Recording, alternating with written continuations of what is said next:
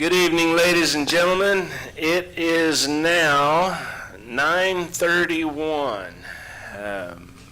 We missed it by 50 minutes, or 30 minutes, I'm sorry.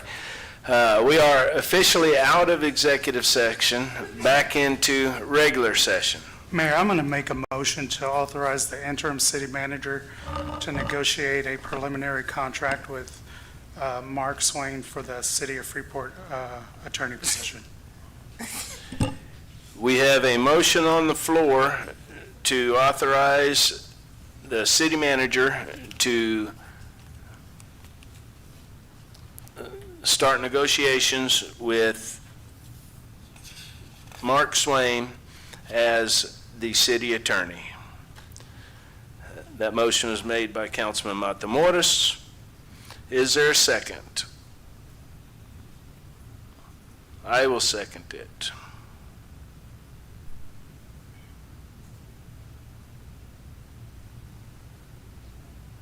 Any discussion on this, gentlemen? Hearing none, I will call the vote. All those in favor state aye. Aye. Aye. All opposed state nay. Nay. Nay. Nay. Motion fails 2-3. Council, is there another motion? Yeah, I would like to make a motion. Yes, sir. Motion move that we hire Chris Duncan as our city attorney under the current. Is that all? Okay, so we have a motion on the floor by Councilman Davis to go ahead and hire Mr. Chris Duncan as the city attorney. Is there a second?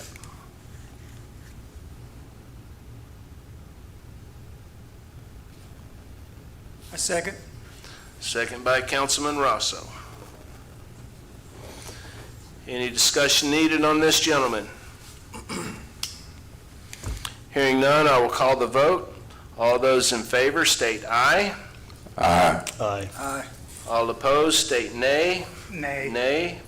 Motion is approved 3-2.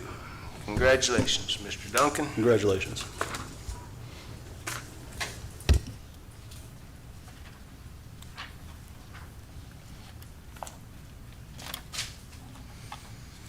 All right, moving on.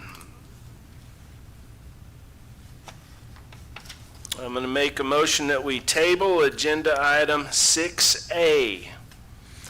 Reasoning being, the candidates that had applied for these positions are not here, which is necessary with the new rules. So I have a motion to table by myself. Is there a second? I'll second. Second by Councilman Matamoros. Any discussion on this, gentlemen? Now, if the ordinance says that they have to be in attendance, then yeah, it's Ordinance says they have to be in attendance. There you go. So all those in favor to table state aye. Aye. Aye. All opposed state nay. Agenda item 6A has been tabled. Now we are going to skip to 6I, where we have Miss Brenda Laird signed up to speak.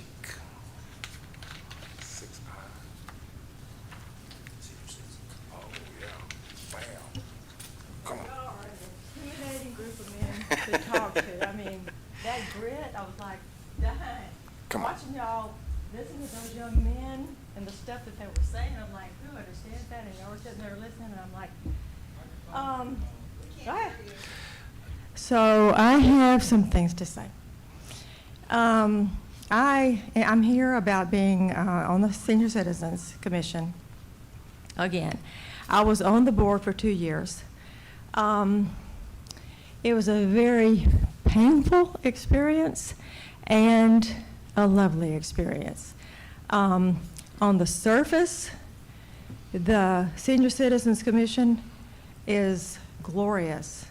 The stuff that went on in the background was hideous. So when I went on the board, we were over at the Velasco Community House, And the first thing that, I was just so green, I was just like, God.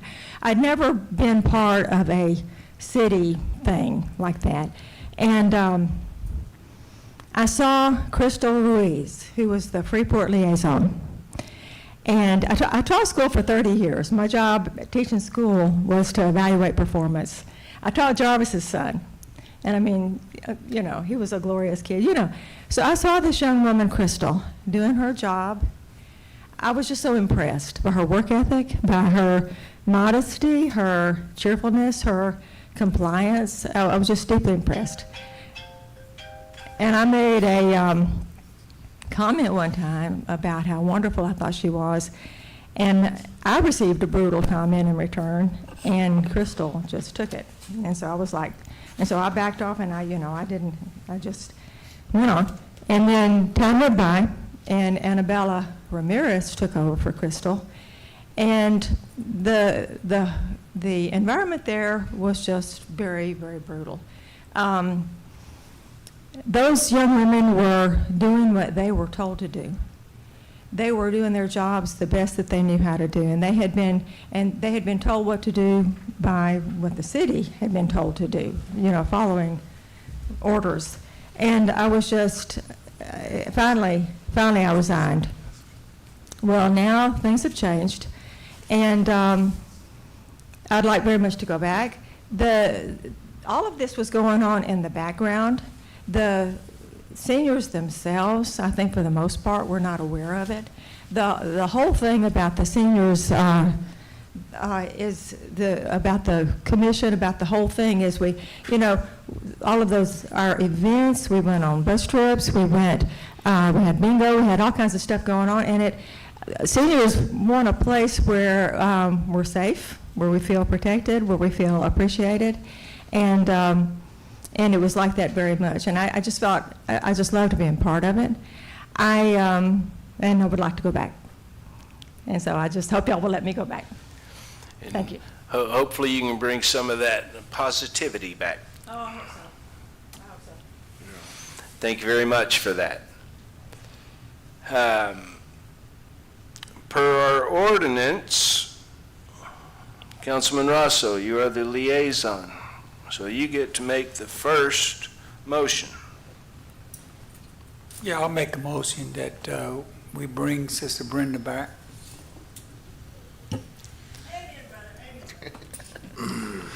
We have a motion to approve by Councilman Rosso. Is there a second? I'll second it.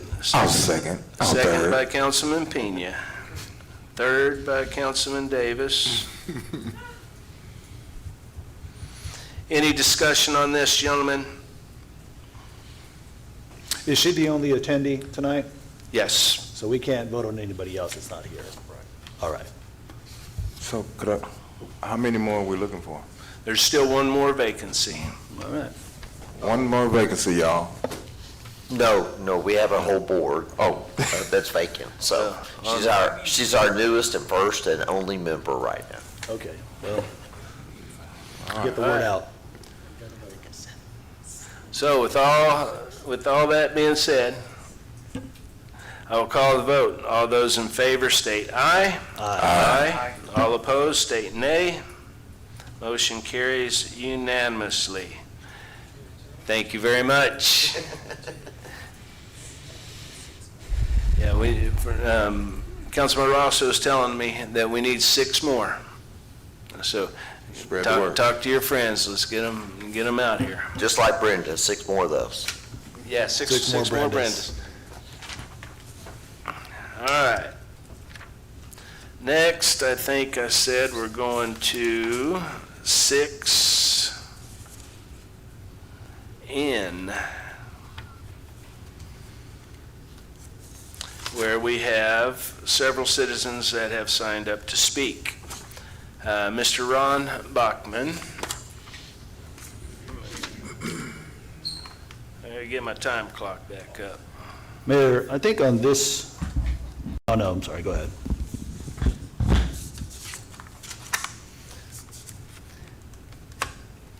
All right, proceed. All right, thank you very much.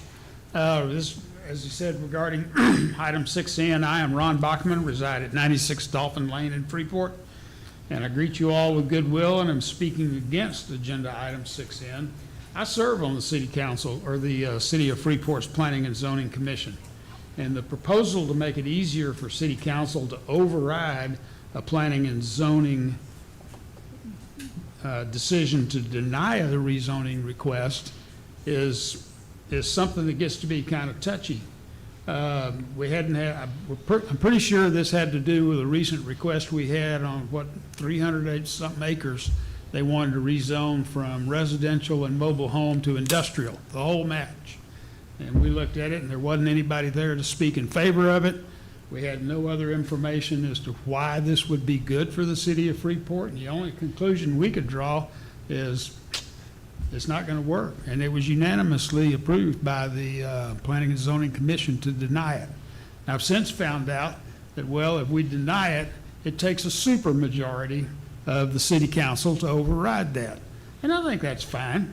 If 4 out of 5 council people and the mayor, was to say, no, y'all got it wrong, well, I'd support that. I really would. But given how many times we have these 3-2, 3-2, even there's very seldom something come down 4-1, that makes it kind of doubtful sometime as to whether real wisdom and good judgment is coming to play. So I'd encourage you to leave it like it is. A supermajority overrides whatever we decided to do. And keep in mind that whatever you decide to do with this on planning and zoning, it's going to apply, I'm sure, to other commissions in the city too. But there's good reason that the ordinance was written this way, and I hope we can keep it that way. No, it wasn't good. Thank you very much. Thank you, sir.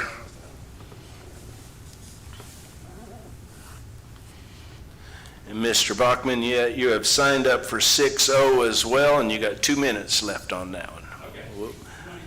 Yeah, that's up to you. We have to wait for the agenda item, I thought. All right.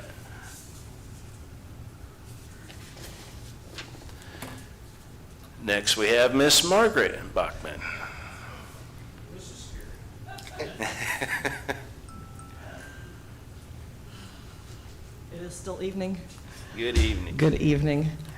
I'm Margaret Bachman, and I reside at 96 Dolphin Lane, and I would like to speak against this proposal.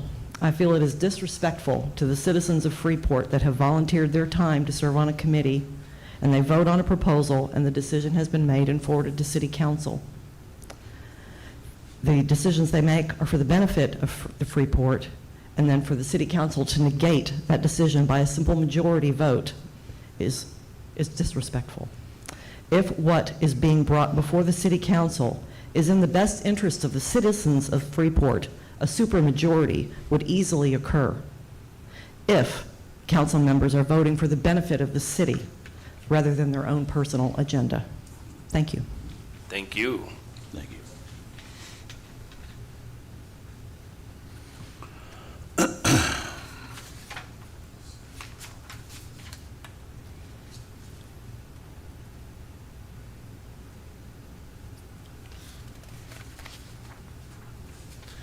Next, we have Mr. Andrew Dill. Can I go first and then introduce that? You called Andrew. All right, Eric Hayes. Good evening. My name is Eric Hayes. I reside at 1507 West Broad Street in Freeport. I'm here tonight because I enjoy wasting my time watching public council meetings. No, that's not the case. I'm here because it deeply concerns me of what y'all are trying to do with taking away the supermajority vote. We have a planning commission that have done due diligence. We look at all the ordinances and we made a decision and sent it to y'all. If y'all want to override that decision, it should require a 2/3 vote, supermajority. That's the same thing as a filibuster in the Senate. There's too many times that this council makes agendas and decisions that are based on their own personal interest and not the interest of the citizens of Freeport. That's how we have a 2-3 split. And I think that this majority needs to stay in place. It safeguards, it protects the citizens, it protects the planning commission, the whole organization. And I just think y'all need to really think about it. I don't think we need to change the whole ordinance. This is going against our master plan. We have a whole master plan, and that land was not for industrial, and it needs to be kept residential. At the bare minimum, throw a little commercial in there, but against the industrial, totally. Thank you. Thank you, sir.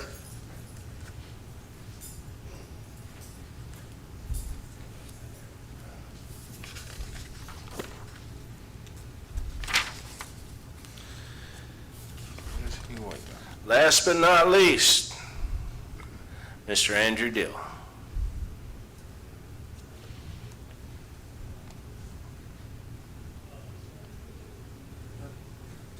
Andrew Dill, 132 Brazos Landing Court. I want to start saying I like all of y'all. I don't envy your job, these meetings, the amount of hours you spend. I want you to know, people who know me know I'm not known for being very decisive in my character. I have a hard time with being decisive. I don't even like making public speeches, not in a secular space like this, but you lot have drawn it from me. Let's look at this ordinance that's proposed tonight. And this was interesting to me. An ordinance containing findings of fact amending section 155-1108. City Council makes the following findings of fact. This ordinance was made in compliance with the procedure set forth in 155-1109. No, it hasn't. That is not a fact. The requested amendment was submitted to the Planning Commission. Absolutely was not. Action was taken subsequent to a public hearing. Where was the public hearing? It floors me that we want to amend 155-1108 and seemingly have not bothered to read 159-1109. Right below it, it says how those things take place. I think there's a reason for it. So there's these findings of fact, none of which are facts. 1, 2, 3, no public hearing, not sent to Planning Commission, not made in compliance with 1109, and then strike 4, the health, safety, morals, and general welfare of the inhabitants will be best served by the adoption of this ordinance. I don't think ChatGPT could come up with enough hortatory fluff to make that statement convincing. So let's get back. Why are we really here, and why is this on the agenda? Why is it bypassing the due process that's according to the code? It's here, to put it simply, and I want it on the record, a vote for this ordinance is a vote for 325 acres of industrial park in the urban renewal tract. Simple as that. A vote for this ordinance is a vote for 325 acres of industrial development in the urban renewal tract. This was rejected.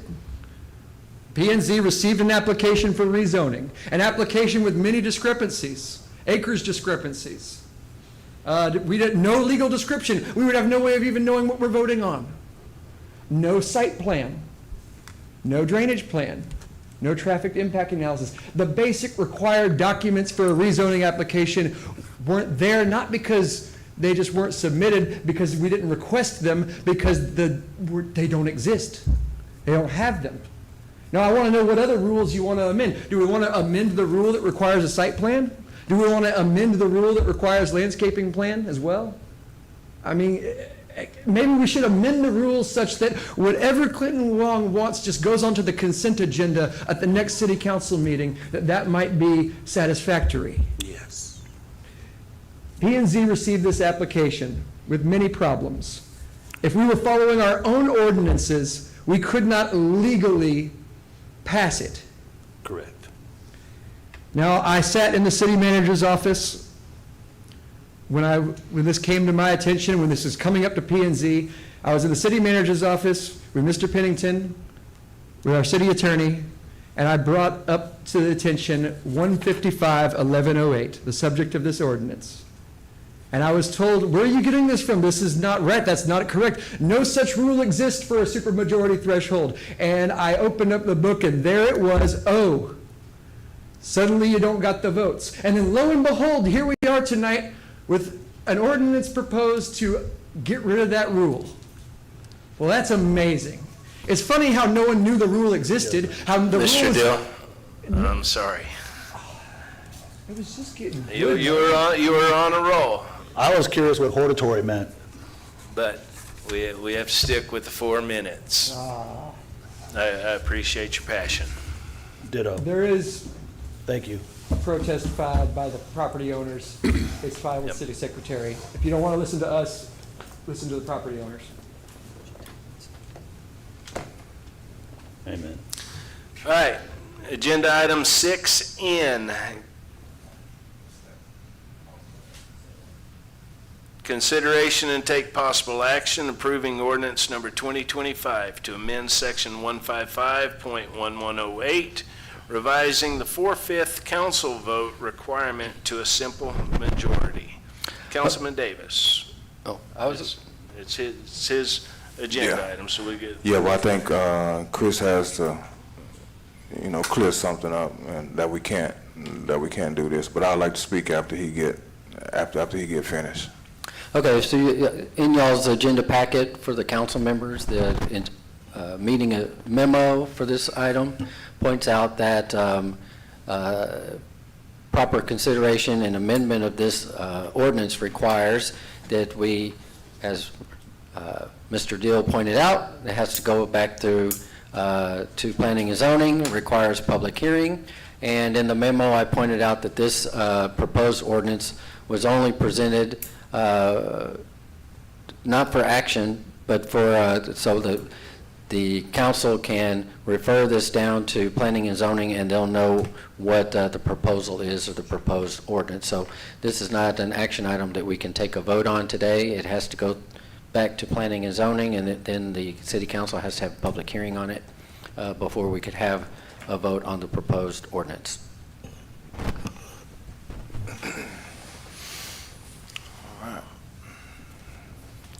And unfortunately, I don't know if the memos are part of the packet that the public gets to see, or,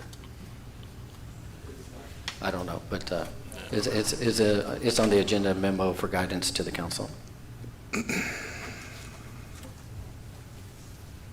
All right, so what are you wanting from council now?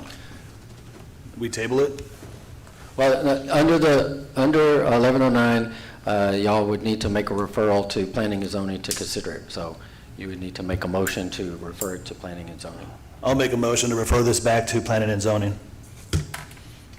But we're not supposed to be taking a vote. No, we can't take a vote on this, referring it back to. Oh, okay, well then, That's how it's supposed to go. Yes. That's the proper way to do it. Yes, you can vote on referring it to planning and zoning. You cannot vote to approve the proposed ordinance. Correct. All right, so we have a motion to send this back to P&Z by Councilman Pena. it requires a motion to do that? Mr. Duncan? I'm being told we can and we can't vote. I don't know that it requires it, but it would be, everything would be much smoother if y'all did it that way. All right. Second. All right, second by Councilman Davis. Now we can vote on it even though we're not Because we're not. Correct. correct. Any discussion on this? So I'd just like to say, Wednesday, there's been a special city council meeting called to amend 155.1109, which is the ordinance that says it's got to go to planning and zoning.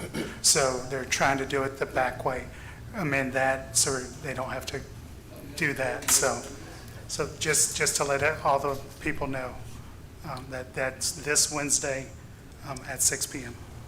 6 p.m.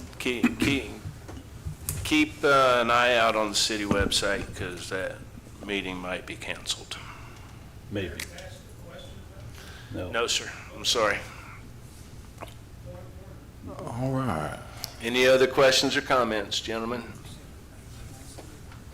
That is correct, because that agenda had, can you speak into mic? Councilman Rosso asked me. I said, you said we might cancel it? Yes. Between now and Wednesday? The Wednesday meeting had two agenda items on it. One was to elect a city attorney, and the other was to amend 11.09. And we can't do that one. Councilman Pena had Oh, yeah. said, there's a possibility that we'll just Yeah. put that on the next agenda.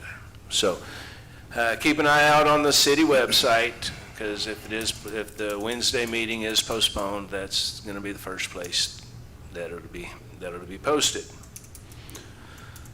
So I'll call the vote. All those, Hold on. okay, I okay. didn't get to speak. Don't yell at me. I didn't yell at you. Look, I'm whispering. All right, first of all, thank y'all all for coming up and staying out this late. I want to commend y'all, much respect to each and every one of you, men and women who are on the planning and zoning board. You know, I think this kind of got a little twisted around. I mean, I understand the concern about, you know, you not wanting us to change, well, me, trying to change, I'm not gonna put it on nobody else, trying to change the majority, a super majority vote, okay? That's all my agenda was. Anything to do with Wong and what that project on the 300 and some acres, I'm not in agreement with industrial. Not in agreement with industrial. Okay, I'm telling you, I'm not in agreement with industrial, full industrial over there. I'm telling you, I'm not in agreement with full industrial over there. I'm telling you, I'm not in agreement with full industrial over there. What is that? My birth certificate. Why'd you do that? I wasn't born yesterday. Oh, and you supposed to be a pastor. Come on. Well, this is good. We get a point of order on that? That's not called for. Man. Do we get removals for I mean, people being I'm trying to be. Why wasn't Andy gavelled on that? Don't. And I love Andy. Come on, man, don't do that. I can't. No, I love You Andy. can get that back. That's good. I Andy- love Andy Andy's too. my I brother. love everybody. Come on, Yeah. man. We got to be able to agree to disagree. Yeah. It's but it's nothing in writing or it's nothing in on a conversation or nothing. Have anybody ever heard me say that I'm supporting Wong on industrial? No, I'm the one that is going to get Wong to the table and so give Freeport the opportunity to negotiate that property, negotiate that industrial. It's gonna be some industrial over there. We sold the man the property. We didn't, but the people before us. So, and there's gonna be some houses over there. But how much is the question? See, we going on what happened in 2012 and all of them. Yeah, this is 2025. Wong hasn't been to the table since then. And now that I'm here, I want Wong to come to the table and sit in front of the city manager, Freeport, and the council, and show us what not a birth certificate, show me us a plan on what Wong is gonna do in that property. And then negotiate how much of that property we're gonna zone out.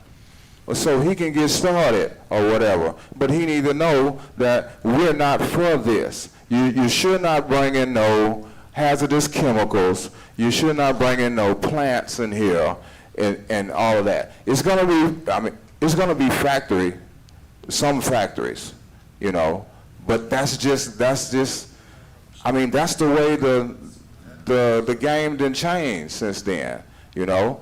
But I am not. I repeat, and I've said it. Look how many times I've said it on here. It's gonna be on camera. So matters what you think or what anybody think about me, it's on camera. So you're gonna be able to call me out whenever the day comes.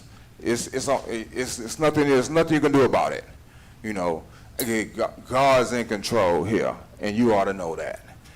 And that's what I stand on. Integrity, honesty. You can't. Nobody up here can tell you out there to tell you Councilman Davis told them a lie. That's just not, I got too much integrity. I got too much riding on. I got my family, I got my church, I got Freeport, I got my last name.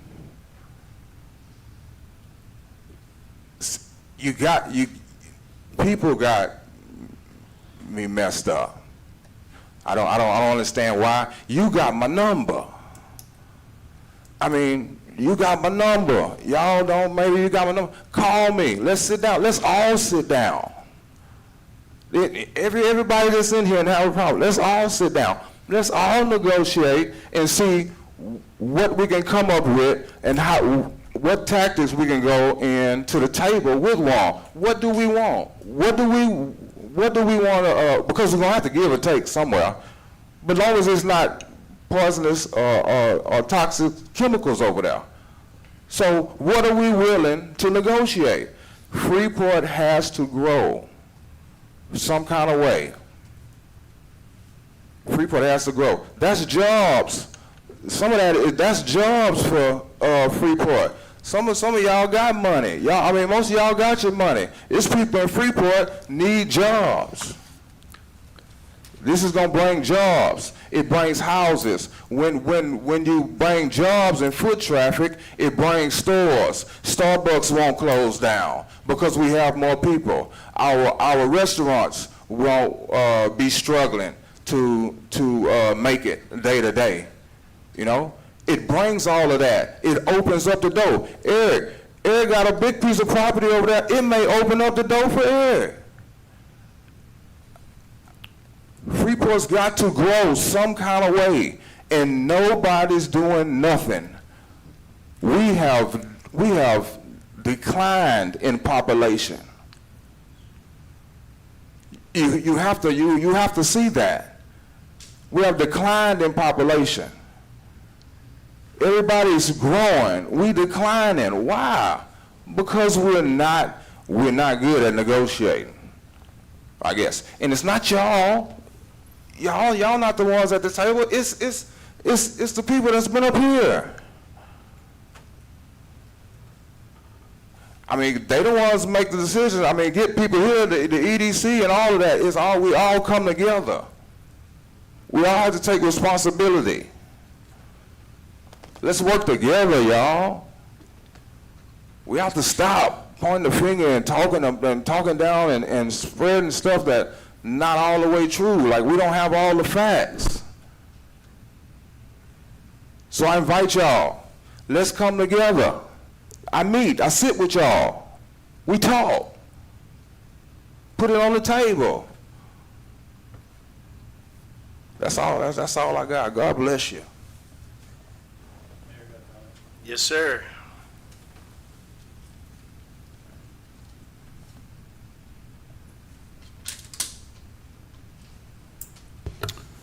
I want to thank everybody for staying here this late, and for that matter, Councilman Dill, Freudian slip, wishful thinking, I hope you're right. Andy Dill for coming out, and I know you've been spending a lot of time with various council members, and for that matter, the community, and I applaud your efforts. We need 10 more Andy Dills. We need 6 on the senior board, and 10 more in the community. And I want to thank Eric Hayes for being out here as well. And for the Bachmans for speaking out and staying here this late. I want to make clear that we have that meeting on Wednesday. You reference 1108, you reference 1109, and I'll just hit the punchline on that. There's no backroom deal here. There's no underhandedness here. I'll be flat out direct, as I was with Andy Dill when he approached me about this, as I am with any and every other resident that approaches me on this. There should be, in my opinion, and I don't know any other city that does it this way, there should be no board that should have greater authority than the elected officials sitting up here on city council. The organizational chart of this city is the residents, the city council, and then everybody else below that. It doesn't go up. It goes down, and it starts at the top of the residents. So we want to change anything else on that paradigm, it's the residents. So any efforts to get petitions or any community involvement, I'm all for. You're doing the city a favor so that there will be more transparency, more involvement, more discussion, more understanding, less lies. Less lies. But really, this is just a matter of housekeeping because this was changed in the previous administration or 2 administrations ago for political reasons, and I won't get into all that, but we're going to correct that, number one. And it's really intended to streamline the whole process. And this is not about any development. This is about making sure that we have the housekeeping in the city of Freeport's city halls on how we conduct our business so that we can effectively and efficiently conduct our business. You know, we talk about, oh, this is the master plan from 2012. Well, listen, I mean, if you go out to the beach and you see a shark, what are you going to do? You're going to tell everybody to get out of the water. Why? Because the waters have changed. It's 2025. We have to see what, in fact, has changed over in every part of Freeport. What's changed for the golf course? What's changed for the beach? What's changed for the museum? What's changed for these 300 acres? What's changed for the riverfront? What's changed for City Hall? And we have to respond to that today, not with yesterday's information or 12-year-old information or 13-year-old information, but this current market conditions information on how we're going to grow this city. Because why? Yeah, don't just know that we are losing our population. We have to respond to it in a way that actually effectively grows it. And how do we grow it? Well, there's a lot of ideas on the board, and we'll get into all that. But I don't want to get into any specific development plan. This is just a big picture housekeeping of how we're going to be facilitating, or how we need to be and always have been, running the city efficiently and effectively. That's all I have, Mayor. Thank you. Hope to see everybody on Wednesday. Council, any other questions or comments? Hearing none, I will call the vote. All those in favor state aye. Aye. All opposed state nay. Motion carries unanimously.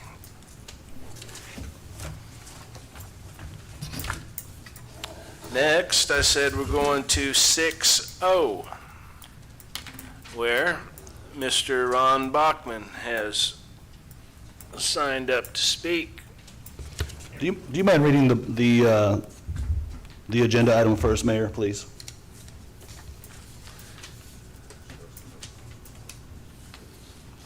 The agenda item is discussion and take possible action to implement the use of gun or metal detection wands for all visitors and officials attending all city council meetings prior to entering the council chambers, including upon any re-entry after leaving the chambers. Thank you. Mr. Bachman. Okay. I think I put down that I was opposed to this, but really I just want to give you some information before you vote. Last Friday morning, Halloween, I got a new pacemaker, and with it, I got this little card and all kinds of piles of instructions on what to do and how to stay safe. And part of what's on this card is a note for security personnel, and it says magnetic security wands may adversely affect device function. And I just want y'all to know that if we're going to throw this out there, if you look at just the national statistics, 1 out of 300 people in the U.S. have a pacemaker, and all you want to do is just set one of those the wrong way and deal with whatever. That's just information. Please consider it. Thank you. Thank you, sir.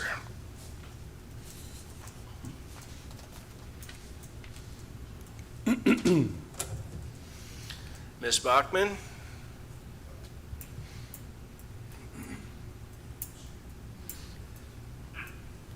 I didn't mention it a while ago, but you have 3 minutes remaining. It won't take me that long. My name is Margaret Bachman, and I still reside at 96 Dolphin Lane. And I would like to speak against this proposal for the implementation of the use of metal detections to all attendees of city council meetings. Police officers are already in attendance, and I feel that this is an unnecessary request and a misuse of the city resources. Thank you.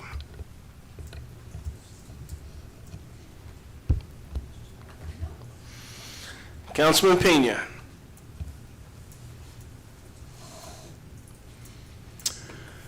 Yeah, this is a very simple request. And in fact, it's not out of the ordinary for the city to do this. In fact, the city already does it at the municipal court hearings for all the traffic violations and any code violations. At the last couple of meetings, I saw the wand here at our desk here where our IT director here sits, Mr. Toby, and I asked about it. Ironically enough, it was on the heels of another potential violent altercation that was instigated by a same elected official that has had a history of this. And I can tell you here, as a city, we are on the heels of somebody having to look over their shoulder and dodge for fear of dodging bullets. Let's make sure that we're clear on that. And let me give you some additional background on this, because it's very important that everybody understands this. First and foremost, again, the municipal courts already do this, number one. And for Mr. Bachman and his pacemaker, and for that matter, any other resident that might have a pacemaker, well, then maybe they get a physical pat down. I think that's a fair compromise.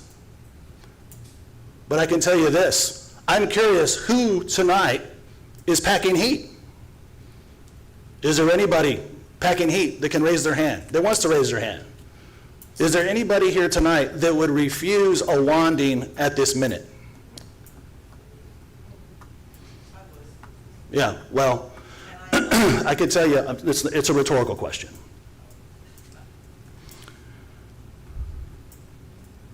So we have that point of matter. But let me also add, if you've listened to the recordings that were part of the investigation for our police chief, Chief Howell, who sits in the back here now, and I don't see any other officers, but I'm really grateful that Chief Howell is in here right now. The other officers, I think, are probably in the lobby or upstairs. But in that recording, the question is asked about the wanding.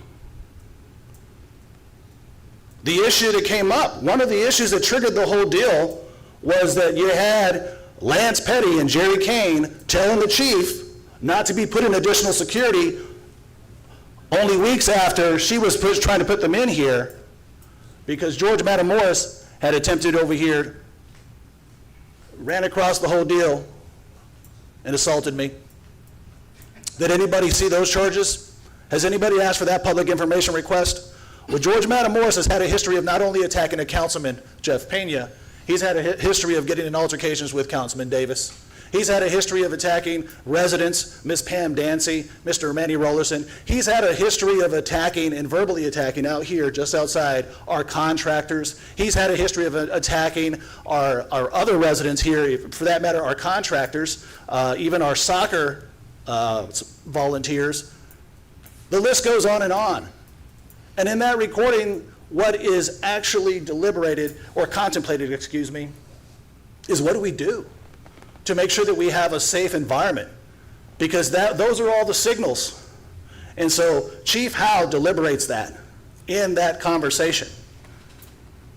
And so she didn't have the wanding go in effect, but she had the officers here in effect. And then you had Jerry Kane saying, no, we can't have the officers in here. That's a bad look. You know what's a bad look? People getting shot. You know what's a bad look? Councilmen attacking residents. You know what's a bad look? Councilmen attacking other councilmen. That's a bad look. Wanding is not a bad look.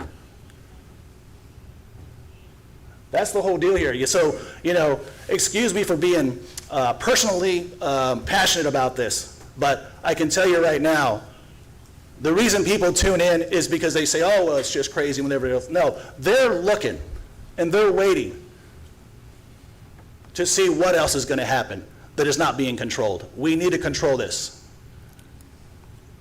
I'm curious how many times we've had residents come into our city chambers, city council chambers, that are concealing their weapons.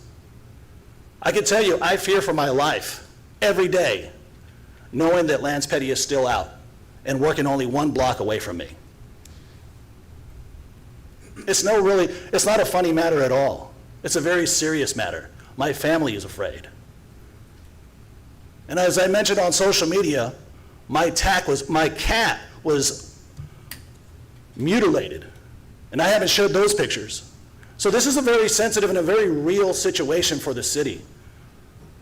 And as so long as I'm on council, I'm going to make sure that we conduct these meetings as safely as possible. So I don't know why the officers aren't in here tonight, and I'll have that question and conversation after the meeting. But the wanding, oh, I'm sorry. There's Cat. I You didn't just see you. mashed potatoes out there. There you are, Captain. Sorry, I didn't see you. It was Andy's pompadour got in the way there. No, but the point I want to make here is, this is the reason why I put this on the agenda. We have people that cannot control their tempers, that have no self-control, that are attacking other elected officials, other residents. And I can tell you, when George Matamoros ran across this room, came at me, attacking me, everybody was thinking, man, what if he had had a knife? What if he had had a gun? We don't need to be asking those questions. We shouldn't be asking those questions. But here's the thing. Why are we even arguing against this when we do this in simple traffic court? That's all I have. And I hope that we do pass this, because I would hate for anybody that votes against this to have any dirt on their hands. All right, I will entertain a motion. I'll make a motion. I'll make a motion to approve this ordinance for the wanding of attendees to the meeting. We have a motion to approve by Councilman Pena. Is there a second? Second. Second. Second by Councilman Davis. Any discussion on this matter, gentlemen? Yeah, I got a question. Yes, sir. The patting down how close is it to the wand? Is it just as effective? Is it just as effective as a wand, or more effective than a wand? Chief Howell? That's a good question. That's a good question.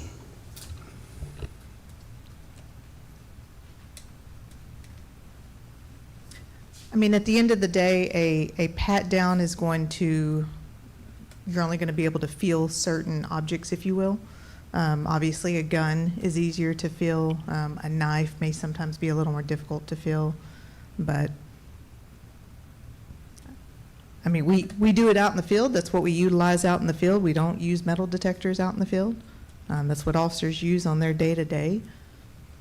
So anytime they're on a traffic stop, anytime they're, making an arrest, anytime they feel the need to pat down an individual, I mean, that's the method that's been held time and true for years, if you will. So I'm gonna ask this question: if we approve this wand, if you don't allow the wand to be used, are you not allowed into the meeting? I think if council passed this, I think we would need to set up I think passing it tonight would not make an implementation of it. I would hope not, that we would need to set certain protocols and standards in place before we actually implemented something. Yes, I was just going to mention that we need a policy in place before this item would be considered for a vote. Yeah. It No. would be a mistake. Well, we There's can some vote it. research No. that we got to, hang on a second, Hold on, Councilman. We would need to get with legal and find out, okay, if you want somebody and you find a pocket knife, can you strip it from them before they come into council? So I think there are a lot of legal questions, policy questions before there's a vote. That would be my recommendation. Well, I know that we've passed policies before, or ordinances before, and then we get into the nitty-gritty. I think we did that before with a couple of other ordinances here recently. And so I would, in spirit, at least pass it, and But I would also definitely say leave the responsibility to chief to vet out between If law we enforcement and passed legal. it, I wouldn't vet it out to implement it right now, Well, because no. that's getting Actually, I would like that's getting legal. into taking away people's, as Yeah. far as like their civil rights. Well, I don't know about that. We want legal's advice on this. Okay, actually, I drafted the proposal, and I left the wiggle room for implementation in the proposal. So it says that the council would authorize the wanding, but it would be pursuant to compliance with the state laws and the police policy. So I purposely kind of anticipated this because there are specific rules about, people who conceal guns and what they can carry, and they can't bring them in the courtrooms, but there's a little bit different rules with regard to city council meetings. And so I wrote it vague to allow for some implementation. Right. And it would be passed. So if you pass the proposed resolution, it would authorize the wanding, but it would still be subject to the policy of the police department and state law. Because I would think it'd be important to look with the Attorney General's office regarding any opinions that might already be out there regarding this, checking with TML. Well, and it some sounds other like cities as well. it sounds like the ordinance deliberates that, or contemplates that very point. So yes, we pass it, and then between law enforcement, chief, and legal, you guys vet out the details. I just want to make sure that we're moving in the right direction, because this is an imminent threat. Every time we go to these meetings, I am nervous, my family is nervous. And had it not been for Councilman Davis listening to those recordings and doing the homework, no telling what would have happened. And I'm not just willing to take that risk any further, but this actually preceded all of that was Bass's assault too. And so then we have this one here. For the record, Chief, have I ever told you not to put officers in council chambers? I was told that you had stated that, and which is why I'd reached out on the phone call to you. And what you had just asked was having them like in the front row area. Okay, Was thank you. Was mine in your conversation then? Thank you, because the conversation that was just had was specifically said, I told you not to. No. Thank you. Well, I misspoke on the not to, but it was the directing of removing them from the front, which actually is a safer position than behind the rails, where you're going to have a difficulty addressing anybody who's shooting from the rear and for that matter, apprehending them in good time. So I said, well, let's do another little intercept. Let's do the wanding, so that our officers aren't having to be put at risk either. I would like to point out that the officers in the back room tactically is much safer than being at the front of the room. When you'll see officers go into restaurants, they'll typically be in a far corner in the back.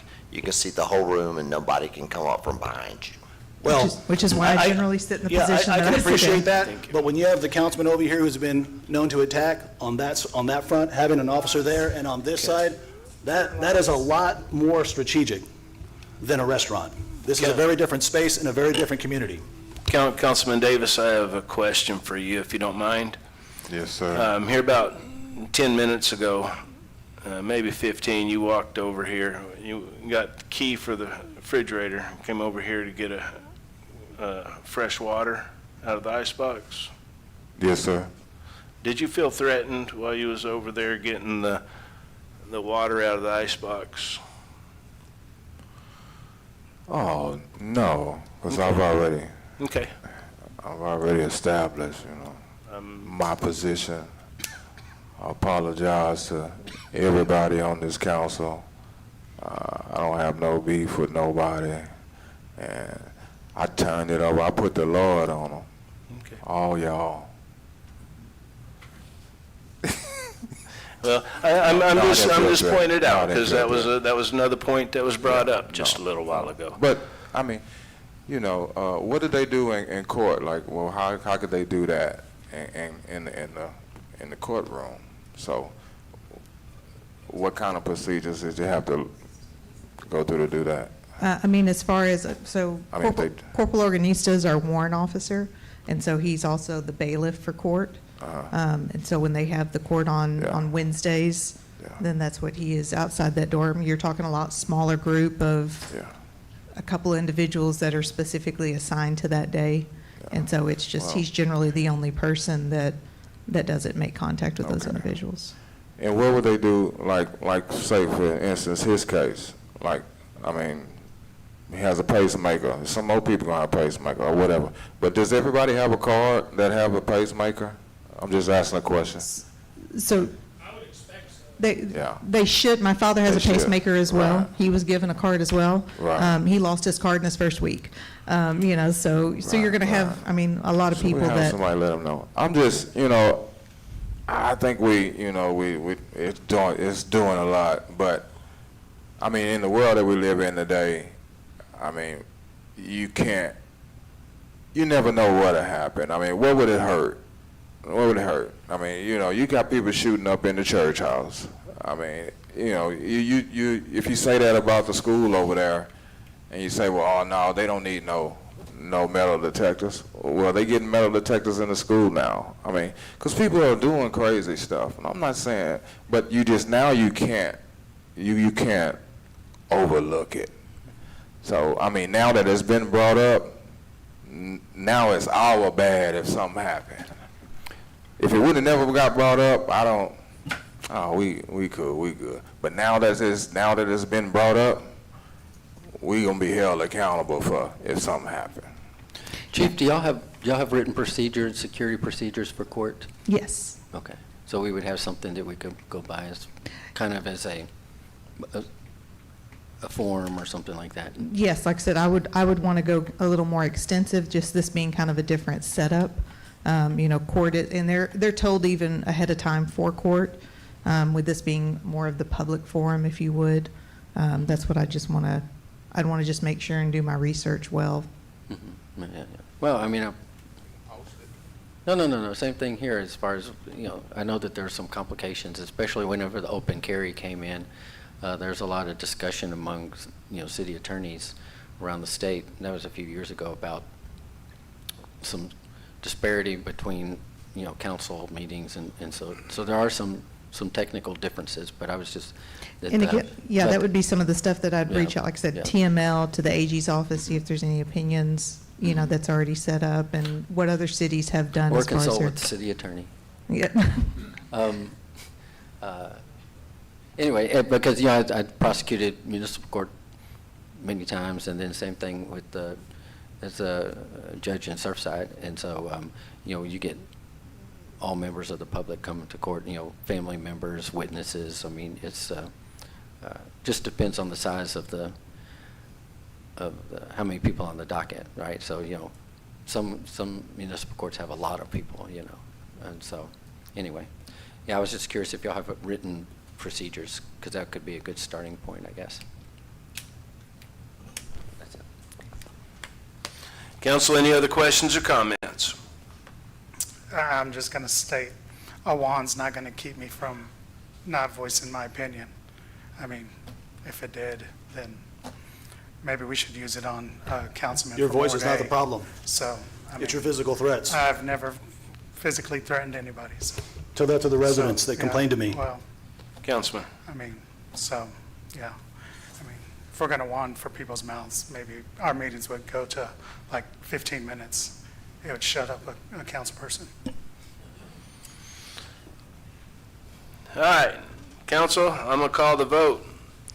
All those in favor state aye. Aye. All opposed state nay. Nay. Nay. Motion fails 2-3.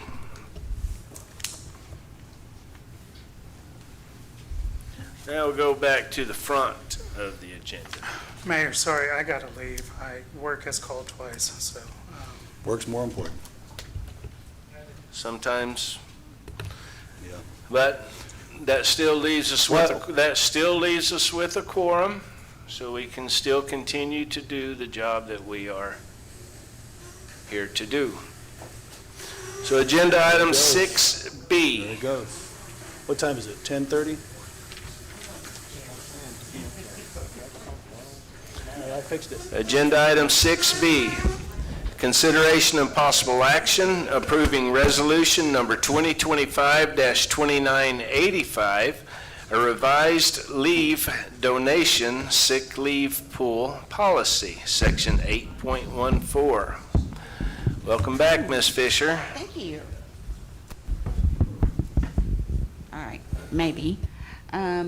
So the changes that are being recommended to the sick leave pool leave donation policy are to incentivize employees to donate sick leave to the pool, where for every 25 hours of sick leave donated, they would receive 4 hours of vacation time, up to a maximum of 25 hours of vacation that should be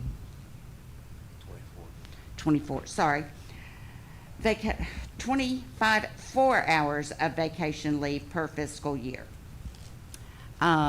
We have some employees that carry over 600 hours of sick leave per year, and could easily donate maybe more than they are, so we're trying to incentivize it. Our sick leave pool has come in handy in the past year. We have had employees that have needed to use it because they've had to be out extended periods of time for life-threatening illnesses. So we want to make sure that the pool doesn't run dry. So that is the basic change that we're asking to make to this policy. Do you want to add to that? Yes, Donna, was this It was drafted or requested. inspired by? It actually was requested by an employee who donated to the pool. He said, hey, what if we incentivize this and we can get some more employees to do this or more employees to donate more? So I put this forward at the request of another employee. Council, I entertain a motion. Make a motion that we approve it. We have a motion to approve by Councilman Rosso. Is there a second?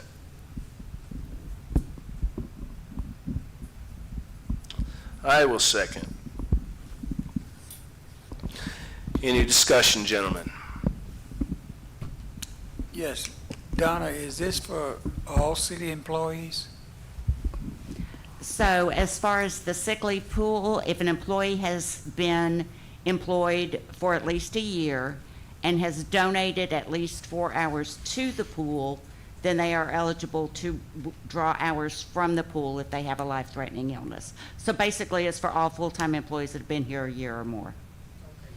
That's the EMTs and Everybody that's anybody that's employed by, full-time that has donated into the pool is eligible to draw out from the pool. okay, And- thank you. Sorry about that. Is it for life-threatening illnesses alone, not the common cold and Correct. Just seasonal like- allergies? In fact, our policy even states pregnancy itself is not considered a life-threatening illness. Complications of pregnancy might be. So, and they've got to present doctor's note, I don't want to say doctor's note, but certification from a physician that it is a life-threatening illness or injury. And did I hear you say that there's some employees that have up to 600 hours? Yes, they can have up to 720. So this is something that can be carried over. Yes. Interesting.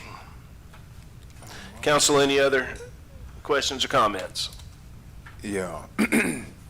How you doing? Glad to see you. I'm getting there. Doing a little better, up moving around. About to get out of bed, huh?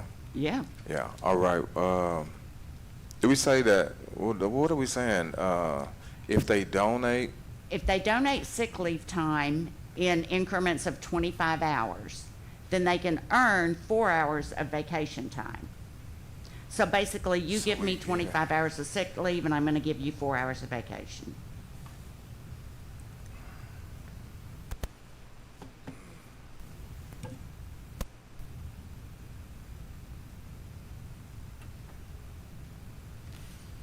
And if you don't donate at least 4 hours, then you don't You don't qualify. participate in the pool at all if you don't donate at least 4 hours. yeah, because do y'all reach out every year and say, Yes, okay, at we open have enrollment every year. Say- We talk about it, we have forms for them to fill out for the new year. Yeah. And that's when this came up, was during open enrollment. But I'm just now getting the policy revision request to y'all, because it's been a little busy. Oh, yeah, it's been busy. Okay, I was trying to see our process, because we do it at our job too, but I Yeah, mean, but we and we don't, do it but we don't get basically we don't to get the an don- incentive though. Yeah, the We just- donation we is just effective get on it. October 1st. Yeah. I pull it from their sick leave balance on October 1st. Yeah. At the beginning of the new year, and dump it into the pool. Yeah. Councilman, would you be more apt to donate if you were getting a I mean, I can't Little put extra it like that. vacation? I can't put it like that on me because I do it anyway. I already do it, and I don't get nothing back for it. So, but I see where you're going. So it wouldn't be fair for me to, because I do it anyway. Just because I got 500-600 hours myself, it ain't nothing for me to give that. I seen one of my coworkers, been out and lose all of his sick time and all of his vacation time, and he had 500 and some hours, So I get it. I just, but then when you said 25 for 4, Yes. then I was trying to process that, because at first I was like, wait, we giving people hours to give me 4 hours? I mean, No. because we don't. 4 hours but is the minimum to it's the other way participate in the around. sick Yeah, leave I'm like, pool. yeah, it's just not.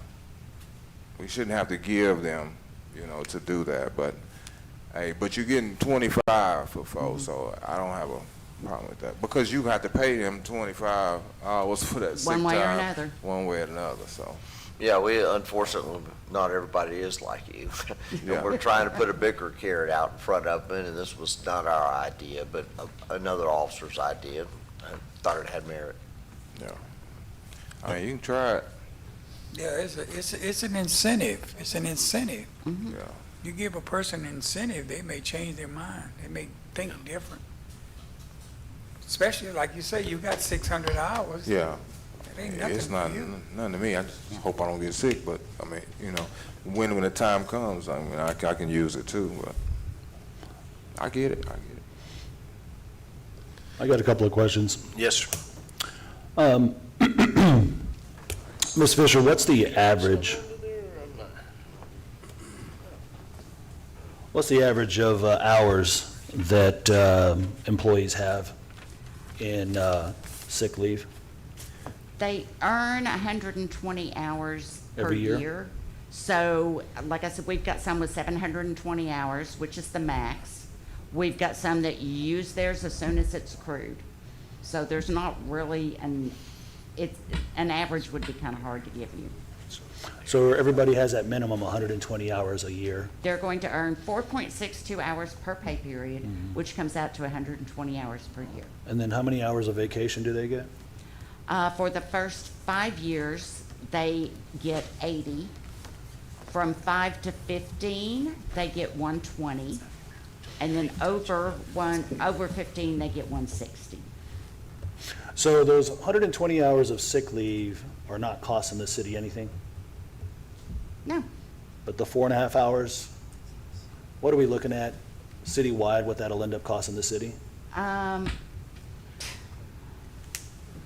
It I mean, really it'd be interesting, if already there's in place a process and a system where folks are donating those.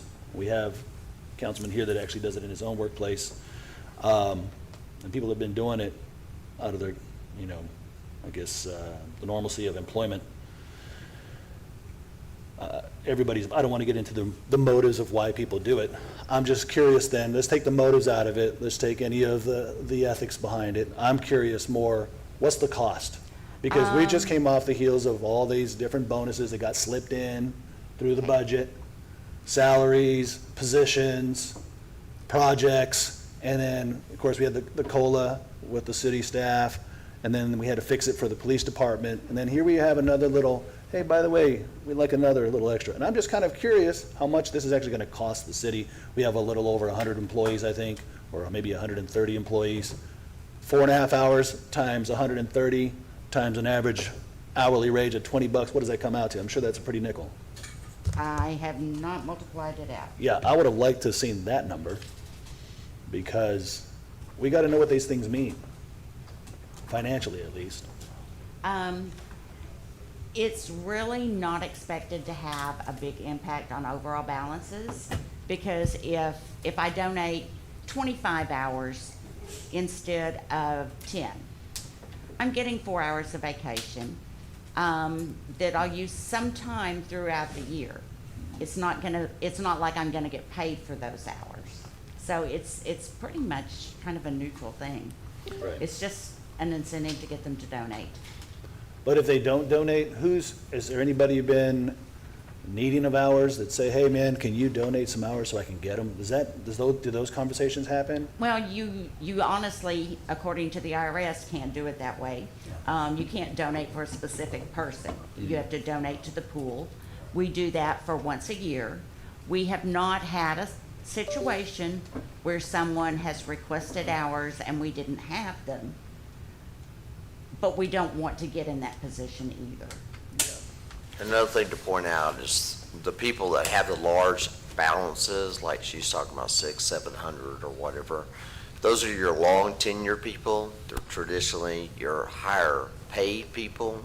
So when they donate to the pool, odds are they're being consumed by someone at a lower rate. Yeah.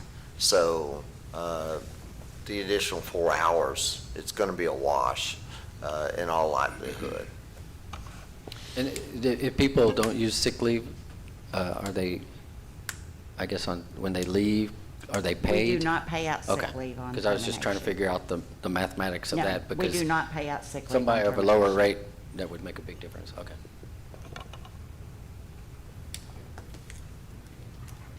Any other questions or comments, gentlemen? I'll call the vote. All those in favor state aye. Aye. All opposed state nay. Nay.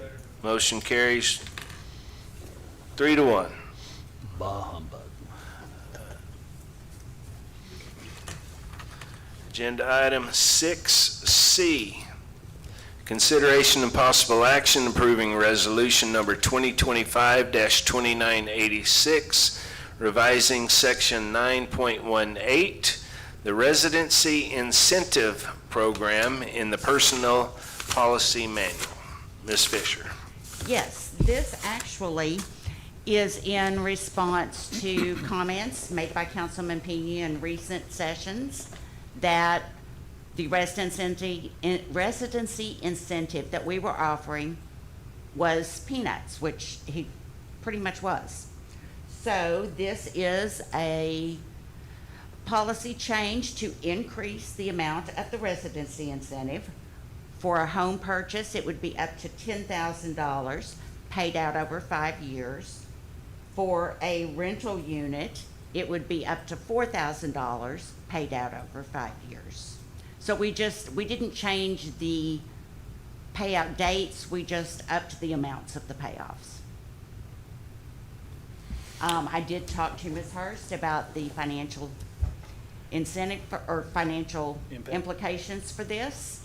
We've only had, I think, 2 employees that have used the rental incentive as it stands right now.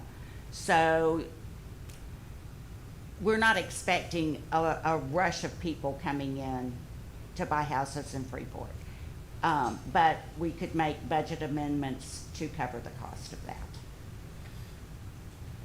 It would be a good problem to have if that Yes. happens. And yeah, I think it was 2, Ashley, is that correct? 1 lease and 1 purchase? No, 2 leases. 2 leases, okay. And again, it would be paid out over 4 years, so it's not like it's Yeah. going to be an impact to the budget this year. Is there a motion?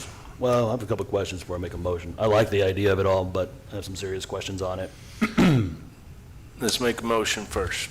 I have To a motion open to up the consider, I conversation. have a motion to consider the agenda item 6C.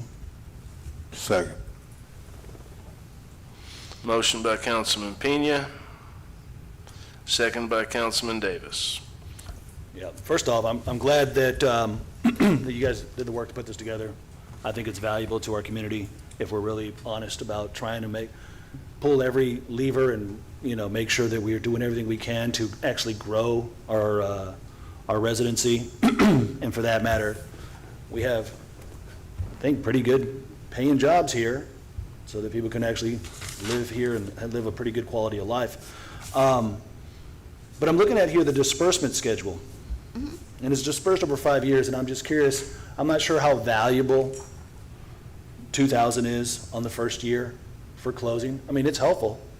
It's 2% of a $100,000 home.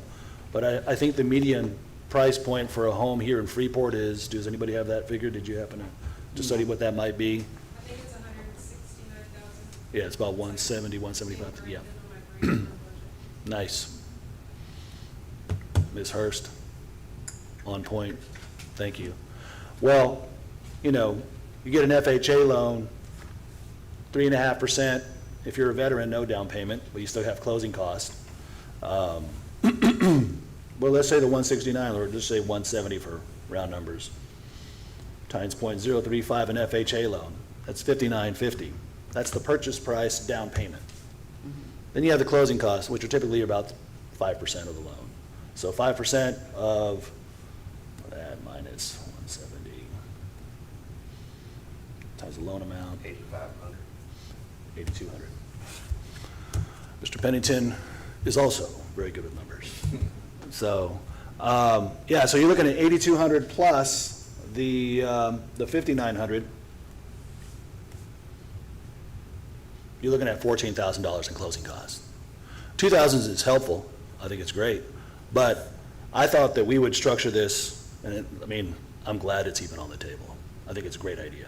But if I'm being honest, that $10,000 can be applied this way, and I'm assuming then that year one, we add another 24, but it's applied, strictly prohibited, and only applied to principal. Year two, same way, strictly applied to the principal, pay down. And so there's that specificity of it all to make sure that we are in fact not just putting money in people's pockets that way, but we're actually helping them. It helps the city as well. We know they're invested, their principal is in there. And so that's my first question. But the second part of that is, would it make more sense to flip this on its head? Can we afford to do so, to do the 10,000 at closing? And then we just have a lien on the house. And so whatever year they close and leave, if they leave year 6, the lien's removed, right? At year 5. But if they leave at year 2, our lien is, calculating how much they actually owe the city. The only risk there, and I would say it's a valuable risk, it's a worthy risk, is that the housing market declines. But it's not going to decline so dramatically that we're going to be losing. But all else said, at least we're having the strong incentive for all of the employees to want to buy a home instead of renting a home. They want to be here and invested in Freeport, and we benefit as a city, as a city that's being managed by folks that actually live here, because they end up carrying a lot more, typically. And so I'd like to see if what the numbers and the impact would be if we did it all at the closing, but then have a tiered lien. And the language in the lien shows that after 12 months, 24 months, 36 months, the lien is scaled. Because $14,000 out of pocket, most people don't have that in their savings to buy a home. Typical average American has a $4,500 savings. And I think the 10,000 would go a lot further. But I'm not sure, or did we look at what the pool of money would be impact-wise with this particular paradigm, Ms. Hurst? I don't know if you need to come to the mic. No, I just asked her, was it doable? And how did you measure that it was doable? I think we talked about I'll let her talk, but I think we had talked about past history, only having 2, and the fact that it was spread out over, 4 or 5 years. Go ahead. Yeah, that's correct. We looked up how many we had since the policy went in place, saw it was 2. It was very minimal, given the time frame that it's spread out over. If we had $50,000 put aside every year, so that it's the first 5 employees that want to use it that year, and we just cap it at the first 5. Kind of like what the EDC does with the buildings, with the businesses, and that grant program. It's a first come, first serve. There's a finite amount.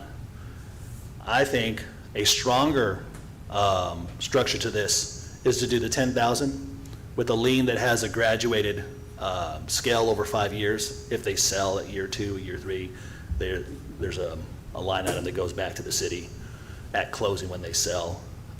Because I think that'll really have a bigger impact on people wanting to buy a home. Like, yeah, you're paying 10% of my closing costs, thanks, appreciate it. But something impactful, I think that motivates people. It's kind of like, so when I do real estate and folks are looking for a home, and they're like, man, I don't know if I have the down payment or the closing costs. I have the down payment, but not the closing costs. I'm like, hey, I know of a down payment assistance program for you. Oh, and they're all ears. And then they're that much more motivated. And there's nothing like home ownership. So I would ask if we could look at that. And Dan, do you think we can I guess, what's the word I'm looking for? Absorb a $50,000 structure to this as an annual A pool? $50,000 amount, is doable. I just think that, Chris probably has some opinions, but I do think trying to structure it such that we have a lien against it, I'm not sure we'd want to do that. I know that, I've seen it done before where you end up with a piece of property that's contaminated and there's a Superfund site now. I saw that happen in Pasadena. So I'm not necessarily sure I'd want to lien. Like you mentioned, the house could be upside down. I'm more worried about a contamination or something I'm not thinking of. I would prefer to recommend to council something along the lines of, some type of agreement like what we do with some of our other incentives. We could disqualify certain zones that are in those Superfund sites, right? No. You create one Oh, you create them. by someone in that house having something there, Yeah. like a meth lab. Not what I would want my city employees to do, but you will be surprised. Again, we sort of financed a piece of property in Pasadena, and it was got contaminated by the person that we were financing it for, and now there's a Superfund, $100 million lawsuit going on. So there are lots of things, free is not free, the home is not the home that you think it's going to be. So those would just be a couple of caveats. I don't know if Chris has something. Yeah, I think those, let me just say, if you don't mind me responding firstly, is that I think those caveats are just that, caveats. The norm is, the whole spirit of it all and the dollar amount is not that impactful, or I should say that detrimental to what the city can absorb. 50,000 is a drop in the bucket. In this That's context, a drop in the it's a drop in the bucket. And let me Okay, finish my- drop in the bucket. You didn't let me finish my sentence. This day- To the context of this incentive. Very careful, sir. Oh, there's the caveat. There it is. No, but in all seriousness, the city would end up being on a second lien position. Thank you, Ms. Hurst. The city would be in a second lien position, and it would, I can't imagine, well, that begs the question, what position are we going to be in on this particular structure? We would be in a second lien position at worst. So there's nothing lost by doing it where the 10,000 is up front, and there's no liability being a second lien lender. The city does not absorb any kind of legal liability because the house has some problem with it or the owner has a problem. The lenders are not part of that. I can't think of any particular situation where a house is being foreclosed and the lender is held liable. Tell me of an example of a foreclosure where a lender's I'm not liable. an attorney. But I am a lender. I would argue that if something does get contaminated, for example, that you would find yourself in litigation and someone wanting to try to pass some responsibility off on you. But again, it's just a possibility. We do have an attorney that would like to chime in on this. What's that legal term called? What's wrong with this? I turned it off.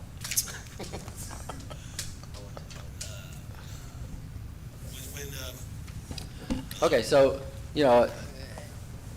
I think this is kind of a worthy debate, and it's a little bit complicated because more money up front makes the incentive more valuable, right?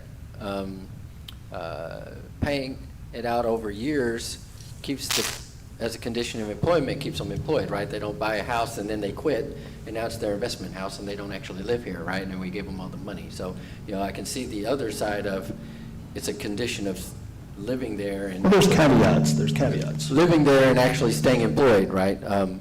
part of the thing, because part of the idea is you want them to buy the house and live here, and I can foresee where, they buy a house and now it becomes their investment house and they have another job and we missed everything that we were trying to do, right?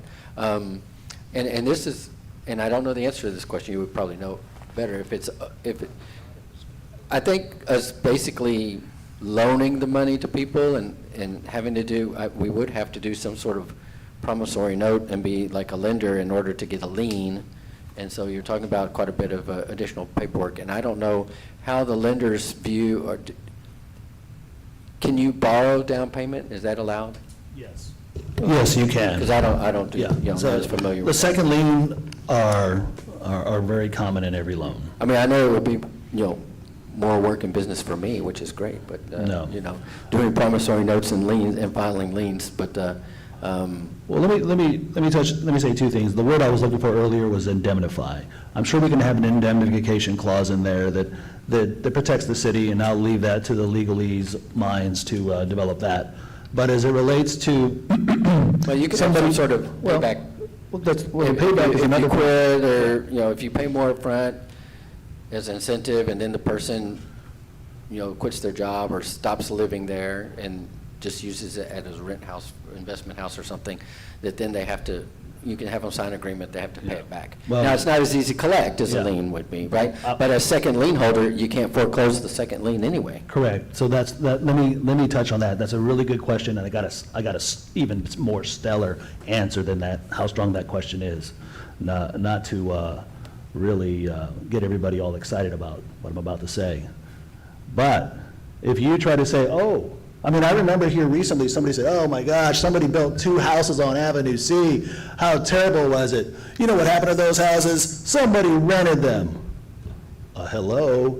Now we have 2 houses with 2 families that are in the city of Freeport that were never there before. The problem isn't so much that we built 2 new houses. The problem isn't so much that we rented out those houses. The problem was that there was 2 houses that weren't there before, and there was 2 families that weren't here before. So on that same vein, you have an employee who buys a home. Let's hope best case scenario number 1, they stay here, they live here, they retire. Awesome.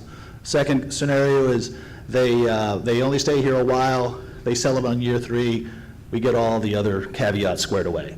Year 4, the third situation is they live here a couple of years, they get a job in some other city, and they move away and they sell the house. The 4th scenario is they move away, they get another job, they rent the house. Hey, they're still helping this city with a renter. No, my point is the incentive is, we're giving them incentive because we want them to live here, right? No. And so, No. that's what I thought the Yeah, incentive was. We want initially, employees to live in Freeport.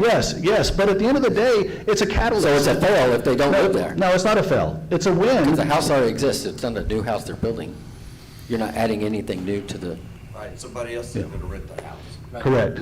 No, I'm just saying, right now, we don't give an incentive, somebody else is gonna rent that house. That just undermines the logic. I see what you're saying. So the point is this, right? The point is, let's create this value. It might be long-lived, it might be short-lived, but let's create this value. It's kind of the same thing we just did with this, what was sick leave, It's a small gesture, but it helps build morale. The reason I voted against it is because I didn't know the numbers. Let me be clear on that. So it's a great program, great idea. Same thing here with the residential. It's a great program, it's an incentive. This might be the differentiator, hey man, I might be able to get a job over here at Lake Jackson as on the maintenance team, or I can go to Freeport and we can get a house. That's a different argument. Well, and that's the argument. They come here and live. Yeah. Like Chris said, Well, yeah, but then they live live here. But then they live here. that's the goal. Yeah. It's whatever y'all want about. I think it's a great idea. Council, any other questions or comments? Also, I didn't put this on the agenda. It's a good idea, though. Now I'm confused.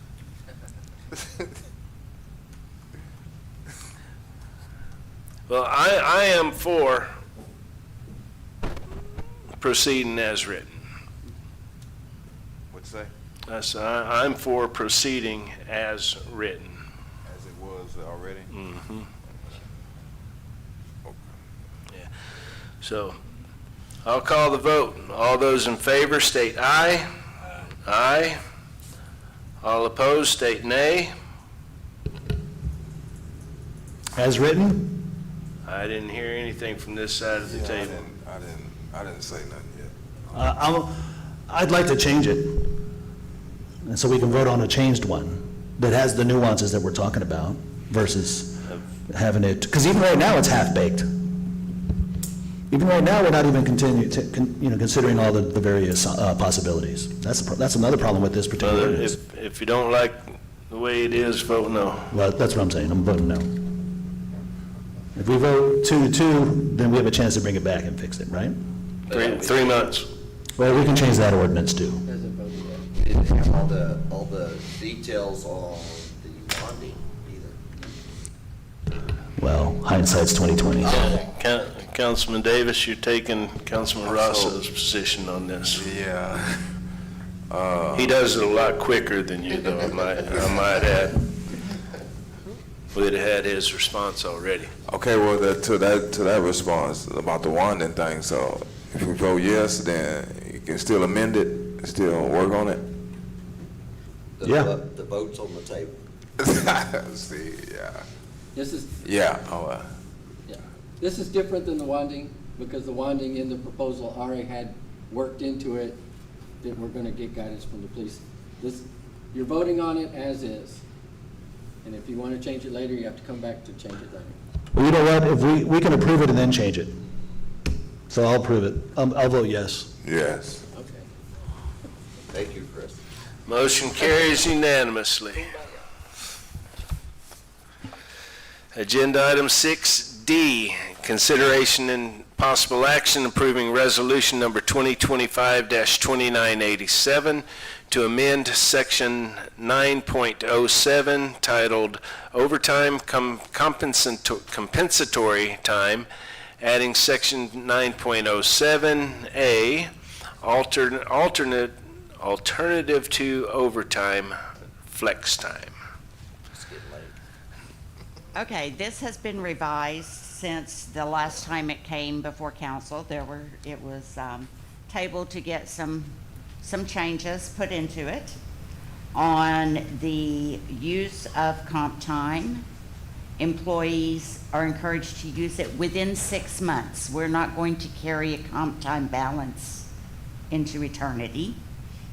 And then the flex time alternative is for city employees, both hourly and salaried, below the level of assistant city manager. And that directors that are using flex time are always subject to callback. You can't decide you're using flex time and then something happens and you're like, well, I'm not coming back in. No, you're coming back in. Pretty much, directors should be on call 24/7. I mean, that's just, we are. Councilman? I'll make a motion to approve. A motion to approve by Councilman Pena. Is there a second? A second. Second by Councilman Davis. Any discussion needed on this, gentlemen? Hearing none, I'll call the vote. All those in favor state aye. Aye. All opposed state nay. Motion carries unanimously. Thank you, gentlemen. Thank you. Actually, it actually only passed with a supermajority. Actually, I think I put 5. It's supposed to be 4. Agenda item 6E, consideration and possible action approving change order for lift station number 1 relocation. Rudy? Good evening, Mayor and Council. How y'all Good doing? evening. Well, it's almost morning. Almost. What we have here is consideration and possible action for change order for lift station 1.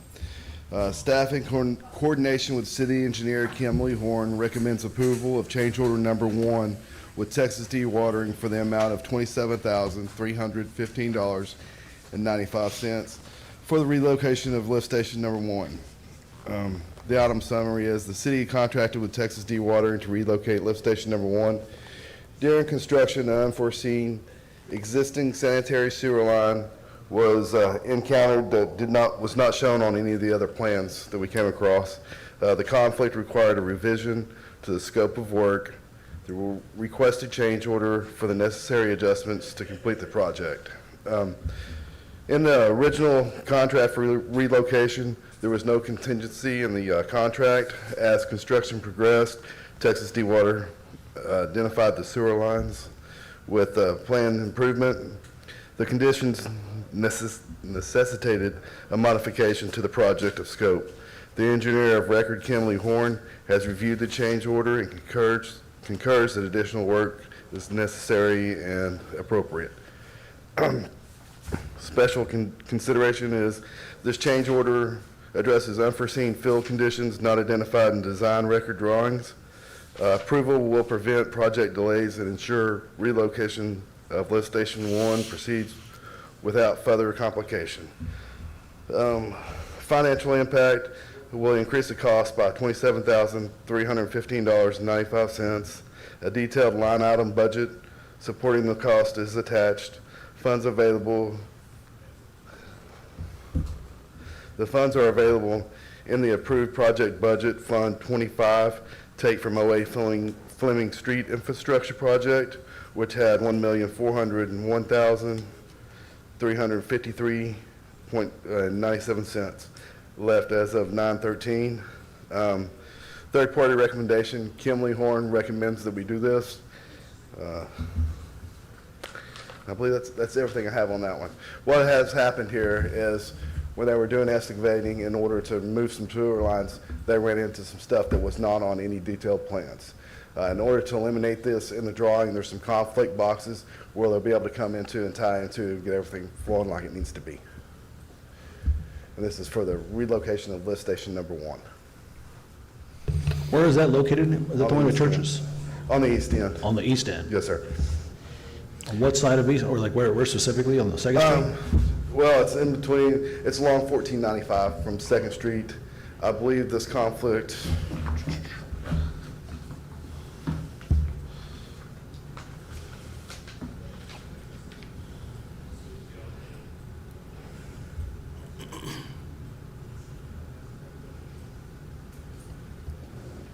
trying to find exactly which station marker it is.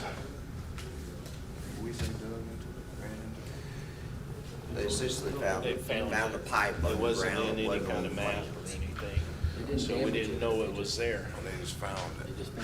Yeah, that ran into it. Found it while they were excavating.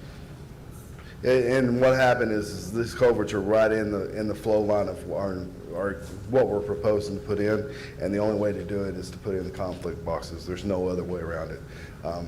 We've actually had some differences and found some stuff where we can change some money around in there, and we've done some different things with this project that were, the engineer approved that were okay, that saved us some money on some things, but where we're going to spend extra money. This is the only line item so far that we haven't came across that we actually need money for this one. Everything else was found in project. So you guys hit a pipe that was there that wasn't on the plans? Yes, sir. Okay, and that pipe was found to do what? Serve what? It's drainage. Just It's drainage? Drainage, but it's got to come through there. If you'll see these pictures in Yeah, I saw those. in the packet there. Yeah. So no fault's anybody's? No, sir. All right. Well, if everything had been on the map in the original, but I've never worked anywhere where everything was always on the map. This is one of the unforeseen. Yeah, I know that happened in downtown with the alleys too, so. Yes, sir. Council, is there a motion? I'll make a motion to approve, Mayor. We have a motion to approve by Councilman Pena. Is there a second?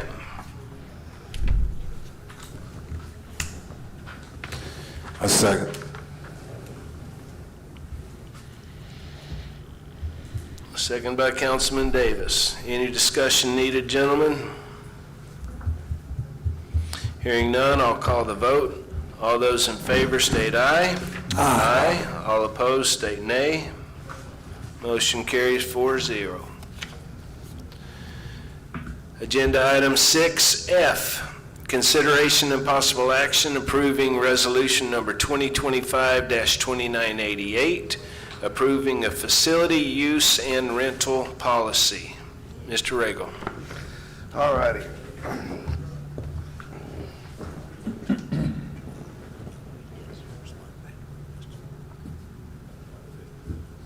Okay. Staff recommends that the city council approves the proposed city facility use and rental policy. This policy provides a clear and equitable framework for the use of city facilities by council members, nonprofit organizations, governmental entities, city employees, and general public use.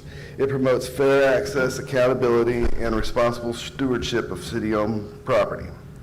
Items of summary. The item proposed the adoption of standardized policy for renting and using the City of Freeport facilities. It outlines defined procedures and fee structures for various groups, including council members, nonprofits, government entities, city employees, and general public. The policy includes provisions for deposits, refunds, fee reductions, and administrative oversight. Background information. Currently, the city does not have a formally adopted policy governing the rental and use of its facilities. This has led to inconsistent practice and confusion regarding eligibility, fees, responsibilities. The purpose of this policy addresses these issues by establishing uniform guidelines that ensure fairness, protect the city assets, and provide staff with a clear procedure to follow. Special consideration, council member privileges. Each council member is entitled to one complimentary use of city facility per calendar year. Alternatively, a council member may sponsor one free event annually on the behalf of a nonprofit organization or government entity. Unused privileges do not carry over for the following year. Support for nonprofit and government entities. Eligible nonprofit organizations and governmental agencies may rent the facility at a discounted rate. Partial deposit refunds may be issued if the facility is returned in good conditions. City employees. City employees may rent the city facilities at a discounted rate. Partial deposit refund may be issued if the facility is returned in good condition. Residents. Residents of Freeport residents presenting a current City of Freeport water bill may rent the facilities at a discounted rate. City affiliated organizations, city affiliated athletic organizations. City affiliated athletic organizations must follow all standard nonprofit rental policies, including deposit and fee requirements for an event beyond their required monthly organizational meetings. These organizations may use city facilities free of charge for the required monthly meetings, provided proof of meeting schedule is submitted annually or monthly. The financial impact. Revenue generation. The policy maintains a revenue stream from the public and partially discounted rentals while supporting community access. Cost recovery. Deposits, full or partial, and rental fees help recover costs related to facility maintenance, cleaning, and wear and tear.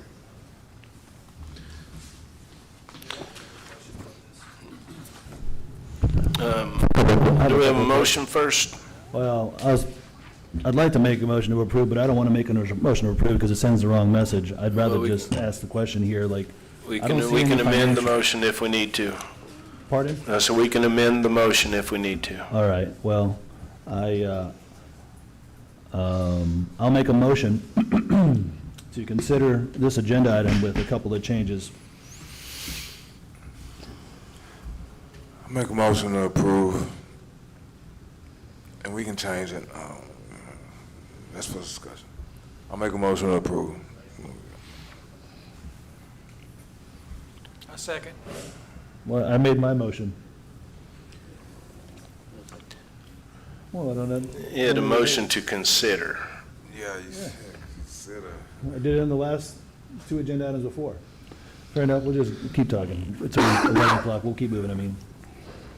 Got your conversation. All right. Any discussions, gentlemen? Yeah, I'm over here looking at, what's the numbers? Like, what are we making now? What did we make the last year? It's not in the packet. What's this plan gonna do to the bottom line? Is it gonna increase it, decrease it? Are these policies, really helping us out? Are they gonna be hurting us? I don't know. Mr. Pena, there's not currently a policy in place. No, I'm not asking for policy, I'm No, no, asking no, for no, the no. numbers. And I understand there's no policy which is affecting those numbers. I'm just wondering what the number is. I can't give you the number because in prior administrations, there was some free stuff, there was people that were using this facility at no cost. We wasn't even reclaiming our cleaning fees. Yeah. So this is basically just to give us a guideline of something to go off A good of. starting point. Yes, sir. Yeah, this is what's already verbally, informally have kind of been going on. Yeah. Just whenever I was asked about it, first thing I said, I'm a little policy weird. I was, where's the policy? Well, there's never been a policy. Well, let's draft a policy. So the impact is the impact. There's no, it's the same impact as has been. Yeah. I know that you made the request to get the records or whatever, but those are gonna be the same impacts. I just don't like people freewheeling it. Right. In your packet, whenever I give my director's report, it's in there on what we've accumulated throughout the rec center. But the rental stuff on the governmental agencies and stuff like that, that's not in there because it's not a calculated cost because we don't make anything off of it. Yeah. Well, in terms of all these facilities and what they were rented out, just the spreadsheet that was sent to me, I'd be curious as to why it wasn't included in the packet, because that at least gave some kind of guidance on that, number one. But, so we're not looking at, there's two ways of looking at this, maybe more, but I'll say the first two that seem to be the higher level ones is, one, the financial impact, right? The second one is really kind of the messaging, the guidance, I don't want to use the word branding, it's really kind of the precedent that we're setting. And so while I'm all for incentives to help discount for various parties, I'm concerned of having giveaways right out of the gate and seeing what we might be able to get, number one. I'm wondering if we have a formal policy in place and we have no discounts, what's going to be our volume? What's going to be our usage or our rental usage, number one. I think that's probably a better starting point because it's a more conservative starting point. So now we're not giving things away. Then, well, if we come in, we say, oh, well, we only made 100,000 this year. Okay, well, maybe we can give some discounts and help some folks, and maybe the revenues go up. Maybe we had 100,000, but we had 100% occupancy or 100% rental usage. That's what I'm looking at, number one. Number two, I'm looking at, okay, this is kind of like the golf course and the members. You give all these incentives to the city staff or all these other organizations, and then they're using it on all the prime weekends where everybody else would have used those facilities, and we would have generated a full revenue on that. I'm looking for those caveats like, okay, well, you can rent it if it hasn't been rented already.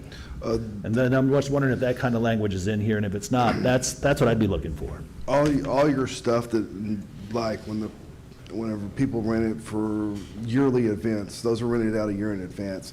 And if an employee wants to have something on that night, they're told, no, it is blocked out for that event. So it's only during the availability, if the availability is there. I don't want to penalize the employees, or for that matter, even council. I'm just trying to figure out how many times council has actually used these facilities over the last several years. We probably don't have really good, strong documentation on that either. I don't.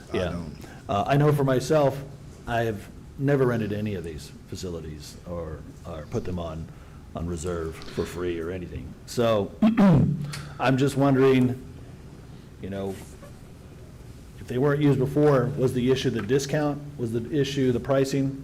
I don't think it was. And so I'm cautious about that. But when we're talking about, well, it's in a year in advance, I could see the discount. It's almost kind of like baseball tickets or basketball tickets, right? The closer you are to the game, the prices go down if there's occupied seats or available seats. And it's kind of the same way, I would say, for all those other weekends where there's not, like, I mean, listen here, we want to get into the weeds of this. We got to get this as sophisticated as possible so we maximize our money. I mean, we just want to say, yeah, you know, this kind of, let's go home. This is why I hate these late meetings, because everybody's fatigued. But I could see that we're doing it where, okay, you know what? If no one's reserved it in the next, if there's 60 days out and it hasn't been reserved, then that discount is applied. Right now, our policy is if you don't pay your deposit within 30 days of the event doesn't happen. Oh, that's even better. Okay. I'm still not a fan of the discounts out the door, but, you know, especially for the city staff. But if that 30-day deal is there, that might be a nice general blanket. I can see that. Council, any other questions or comments? Hearing none, I'll call the vote. All those in favor state aye. Aye. Aye. Aye. All opposed? Motion carries 4-0. Chief? Supermajority. Did I get 2 4-0s tonight? Y'all have a good night. Agenda item 6G, consideration and possible action approving resolution number 2025-2989, amending the city policy 5.22 cell phone usage. Chief Howell.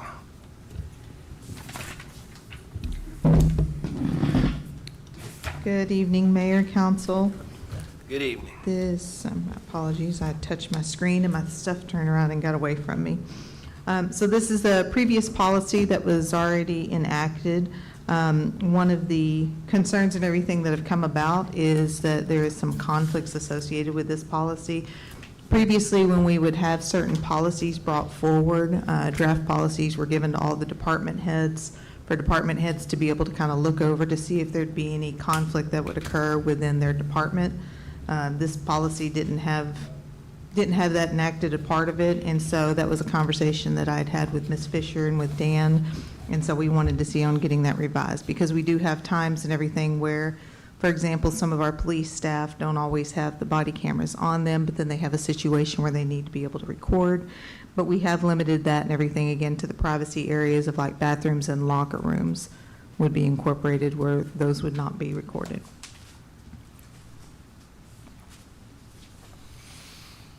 Council, is there a motion?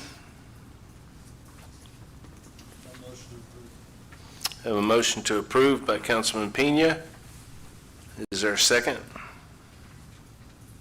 A second. Second by Councilman Davis. Any discussion, gentlemen? Any questions? This is a citywide policy, not just a police policy. Yes, sir. This is a citywide policy.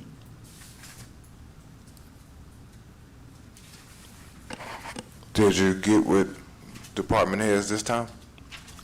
And so, yes, we'd spoken with some of the department heads when I had asked them as far as having any kind of conflicts that occurred. Really, nobody else does, majority of the time, does any type of recording except for the police department. Yeah, but the other ones shouldn't be recording in the department head, so. I personally don't like recording on the phone. Yeah, me either. You know, whether it is, unless it's a situation where you're chasing the bad guy or you're doing whatever. But other than that, I have issues with, just personal issues with recording on phones. Council, any other questions or comments? Let me chime in here again here. So the issue here is about the recordings on these and having a recording app on here. What exactly is the rub on this? Maybe I missed this point entirely. I got to the tail end of it. I was looking at the materials here, but I missed the comment. So the original policy was no recording. Of any conversation? Of anything. just no recording of a video, of a, you know, of a phone call, of two people talking, just no recording whatsoever. It's- Well, I could tell you, if it wasn't for your recordings, no telling where I would be. So I personally think that if we have an avenue, an opportunity to collect this kind of information here, and it can be helping to save lives, you have that kind of transparency. Yeah, I mean, listen, I get it. You know, we all want our privacy. That's what you have your private phone, your private phone for. But you're on the company time, company phone. I mean, I know other cities here that record all of their, I think we do too. We record all of our phone calls here in the city hall. Well, if it's a city phone, I think that is completely fair game, and quite frankly, with the history we've had, it's needed. And this is right up there with the Wanding. So I'm just curious why this was brought to council, under what guise of recommendation? There was a policy in place that came up afterwards. Yeah, the policy had already been That put this in passed. place. And Okay. when we talked about it, we were both in agreement, and, you know, it doesn't need to be in place. That it needs to be in place? Well, I mean, you've I- got, I mean. No, I'm not arguing with you on it. It's not, Yeah. you know, I want to make sure I make this clear that it's not that we're in favor one way or another, but there are, I mean, you would literally have some officers violating policy unintentionally on scenes. Yeah, that's not good. No, Yeah. so, no. Well, it sounds to me what you're describing is that this will actually help to prevent additional liability for the city. Yes, it'll Okay. keep officers But- from unintentionally and others from unintentionally, you know, violating policy. Yeah, well, there's another argument for it. There's the safety side, which I'm for, and the liability side, which I've always been for. This is a no-brainer. I'm all for it. I'll call the vote. Council, any other questions or comments? I just called the vote. Hearing none, I'll call the vote. I called the vote. All those in favor state aye. Aye. Aye. All opposed state nay. I called the vote.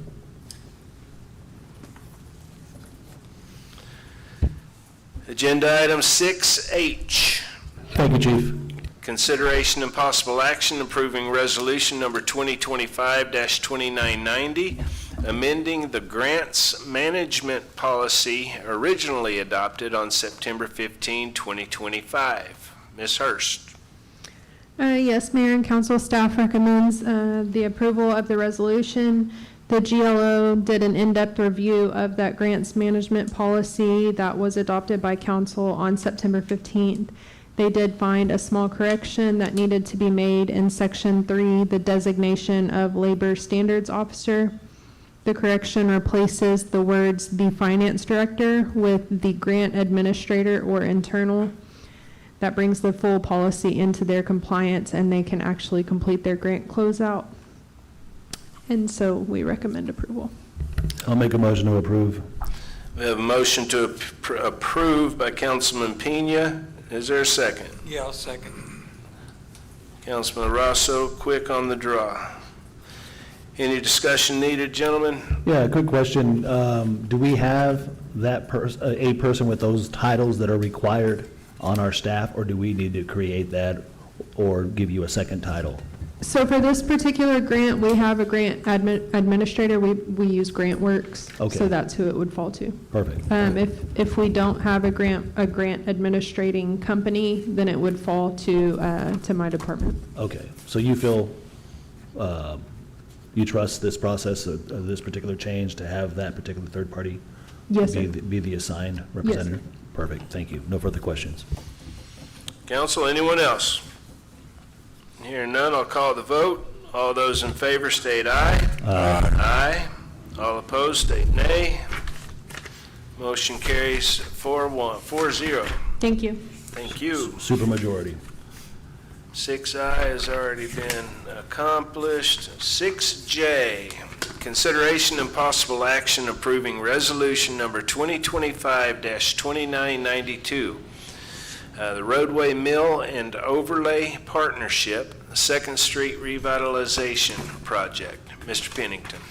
Mayor and council, this is, long story short, just to kind of do on Second Street, what was done on 288 here recently with the overlay is a little more extensive than that.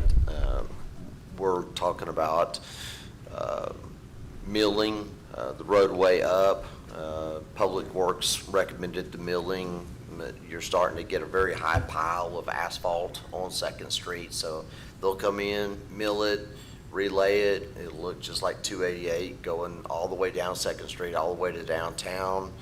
The belief behind this is to try to make a simple picture might be the Yellow Brick Road all the way to downtown with a brand new asphalt overlay all the way.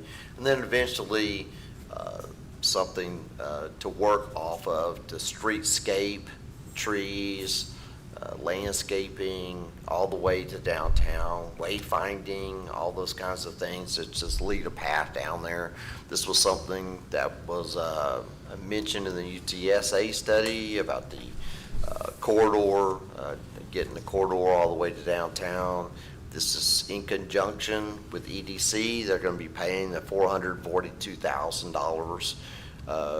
This is also in partnership with the county. So this is the county roadway that would be done all the way, that would be through A and B, obviously. We have in the resolution where the next county partnership roadway would be done in C and D to try to pay those other districts back. We just think this is an important step in that revitalization and achieving sort of another notch in the belt of the UTSA study. This will be done in a couple of weeks depending on weather, and if council approves, then I would fill out the paperwork for this project and get it over to the county before the deadline of 11/15. Council, is there a motion? Mayor, I'll make a motion to table this item here for the reason that I'm seeing here that this is being funded by the EDC, and I'm not sure that, number one, when I was president of the EDC, I had never heard of us doing any kind of, I mean, number one, first, I love that UTSA plan, but I've never heard of the EDC paying for road improvements in the city, number one. But number two, this is a project. I thought there was supposed to be a procedure of hearings, and so I wanted to make sure that that has all the boxes have been checked on this before we do consider this. Chris, I'll let you talk. Okay, so this resolution, although Mr. Pennington mentioned that that's the intention of having the EDC pay for the county supplies the equipment and the labor. The city is required to supply the material, the cost for the materials. Voting yes for this does not have anything to do with the EDC. That'll be a separate deal. So while that's the intention in the plan, long term, I guess, but eventually, that's not in this resolution for y'all that you're voting on. So you're just voting to designate Second Street for the county project with this vote. And the 2-mile stretch that they give us every year? Yes. Okay. They don't necessarily, I don't think it's a 2-mile stretch. You submit a project and they'll approve or disapprove of it. Okay. But also, I do know that they've gone back out. I think Robert told me today that they have the announcement or advertisement out as far as getting it back in front of EDC, but the deadline is the deadline, so that's. Yeah, the deadline to notify the county is 11/15. Oh, So- And the other deal is, we did millions of dollars in roadways with EDC in Pasadena. You could do roadways as long as it's Different- business, Yeah. as long as there's businesses on it. Well, I'll have that conversation. May get put on the back burner, because we're not gonna meet before the 15th. Our next meeting is Well, 17th. that's why we're trying to go ahead and pass this today so we can send it to them. Yeah, but Yes. you said you wanted to table it. No. I made a motion to table it, but we haven't, and I gave my qualifying response, but we had a discussion preliminarily, so I'll just change it. I'm happy to approve it. We have a motion to approve by Councilman Pena. Is there a second? I'll second. second by Councilman Davis. I am all for doing this road. Ever since I've been on council, whenever we've gotten to the discussion of the dealing with the county on the roads, I've always said we should do the worst roads first, regardless of Do the main roads. regardless of what ward it is in. I do have a bit of concern with this particular road, and I'm doing it with the county, and I want to make sure that my concern is heard. There's a lot of concern about the road underneath the asphalt that's there, which is a concrete road. And there's concerns that that concrete road has cracked and shifted and adjusted, which is what's causing the current asphalt road to be in the condition that it is in. So whenever we have this milled, are they just going to take off a couple inches, or are they going down to the concrete? How's that going to look? I'm gonna have to find out from the county. I did not ask them how deep they'll mill. Because my concern is we get down there and we find that there is issues in the underlying concrete, and then I want to make sure that we get that taken care of instead of just putting asphalt over it and in a year, 2 or 3 years being in the same position. Well, that sounds like Project Creep to me. I mean, now the scale and the scope of this starts changing. This is why we really got to make sure that we're crossing our T's and dotting our I's. That's a very good question, because this can really get out of hand now, especially because there are various grades all along Second Street, especially off after the new layer on 288. You know, the high school did the school district did the overlay right there in front of it for the first 200 feet, I guess all the way to the baseball fields, and then you get another drop off. So yeah, there's layers, there's drainage layers of problems here that we got to address. And I'm wondering if that's going to be an additional price tag to what we're talking about here now. Well, in the contract, and I see that it's, in my experience, I see it's kind of seldomly followed through, but in the contract, it has a provision that the city manager and the county engineer confer, and that they agree with regard to the scope and description of the project, right? So there is that opportunity, I think. Number one, usually when they mill the road, the amount that they mill is based on drainage, right? On height for drainage. And so, you know, that would be something in the discussion with the engineer, with the county, before you do the final plan, and because it's supposed to be approved by the city, the final plan by the engineer.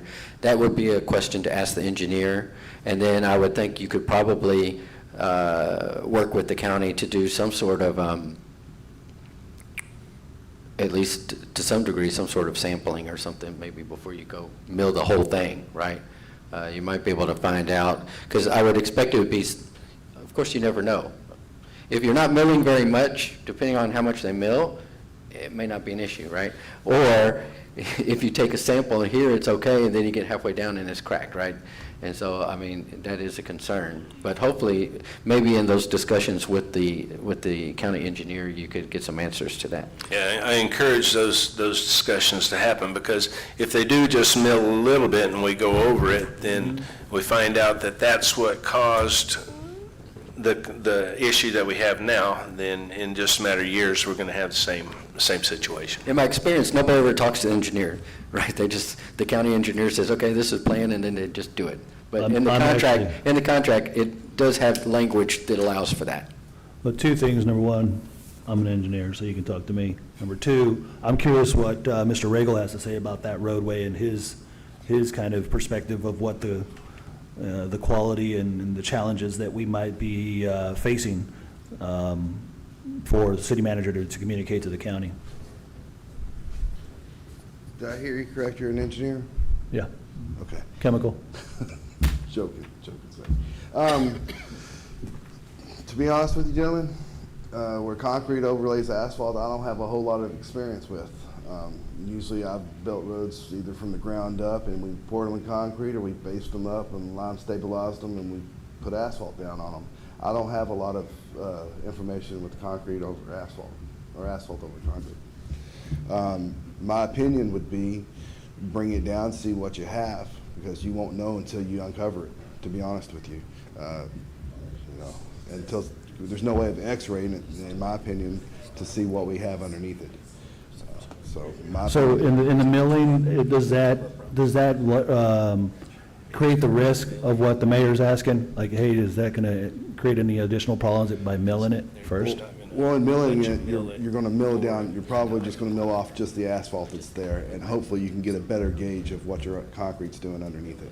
I'm just wondering if the milled portion is covering up previous fissures in the road. It's a great possibility it is. Yeah, I mean, typically what happens, you know, in the asphalt overlays that I'm used to, the roadway does have cracks, it is buckled, and when you know, the analogy would be baking a cake. If some of it sticks to the pan and you put a little bit more icing on it, it actually will still stay there, hold. It's not going to buckle along with the roadway.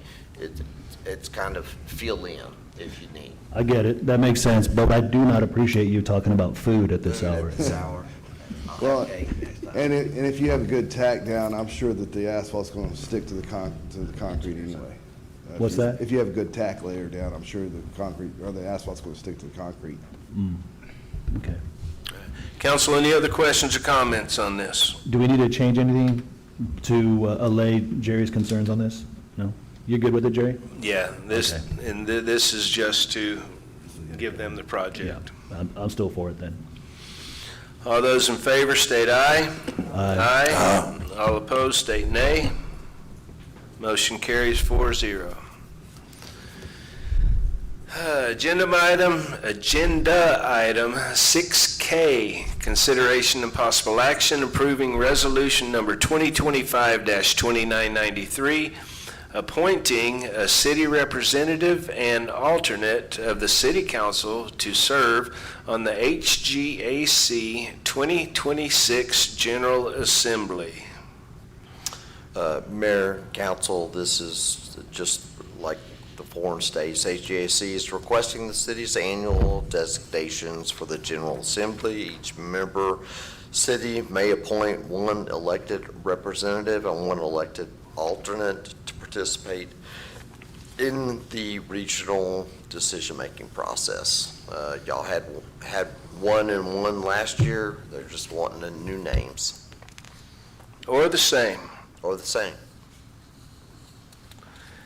Council,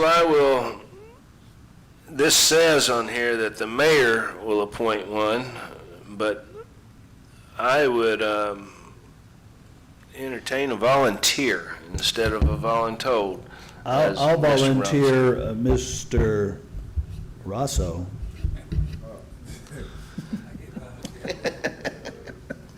So we have a motion for Councilman Rosso.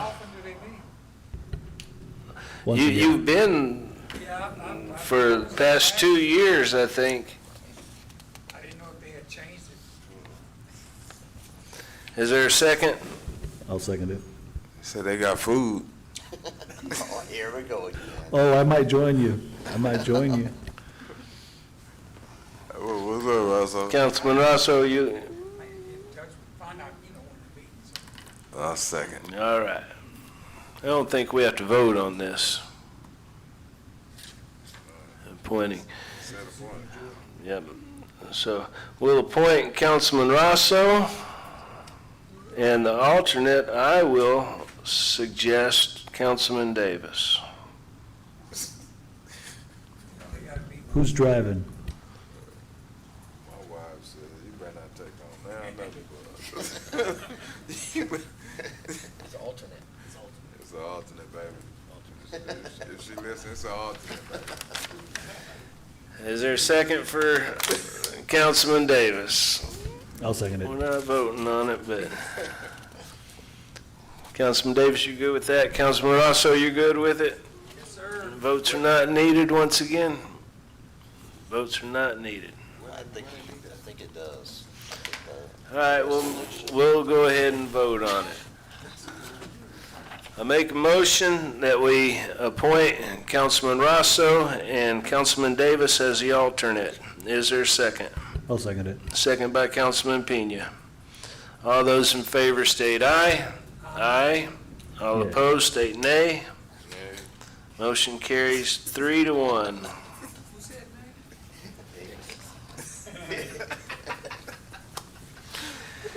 Agenda item 6L, consideration, she already calling? Consideration and possible action, approval of the EDC funding project, waterline valve installation project. Mayor, I'll make a motion to table this one too on the previous grounds about the EDC project, unless that's some other legalese that I don't understand on this. Well, that's fine. We actually have a question out to the attorney. So on EDC projects, if they're approved in their budget, that's what they call general approval, approved for their projects. This project was in their budget, so therefore it would be approved. Chris and I put a question together to send it over to the EDC attorney. So we are still waiting on that question, so I'm Okay. fine with tabling it. I'll make a motion to table then. We have a motion to table by Councilman Pena. Is there a second? I thought y'all been waiting on this water line. Was that a second? Yeah. I guess. You know, all this time I thought it was Councilman Pena talking so much and made the agendas or the meetings run so long. But I'm realizing tonight that It's himself. It's himself. the time is who seconds it. Have you noticed that? There are. It's No, real slow. it's who puts this agenda together. That's what it is. All right, we have a motion to table on the floor and seconded by Councilman Davis. All those in favor state aye. Aye. Aye. All opposed state nay. Agenda is item is tabled. 6M, consideration and possible action approving resolution number 2025-2994 to approve the city manager employment agreement. I'd like to see if we could put this one in executive session, Mayor. We have a motion to move this into executive session by Councilman Pena. Is there a second? Second. Seconded by Councilman Davis. All those in favor state aye. Aye. Aye. All opposed? Motion approves 4-0 to go to executive. So, with that being said, I think the last two on here we have completed already. It is 11:49, and we are hereby recessing this regular scheduled meeting of the City Council. Going into executive session. Executive session, consideration of possible action approving resolution number 2025-2994 to approve the city manager employment agreement.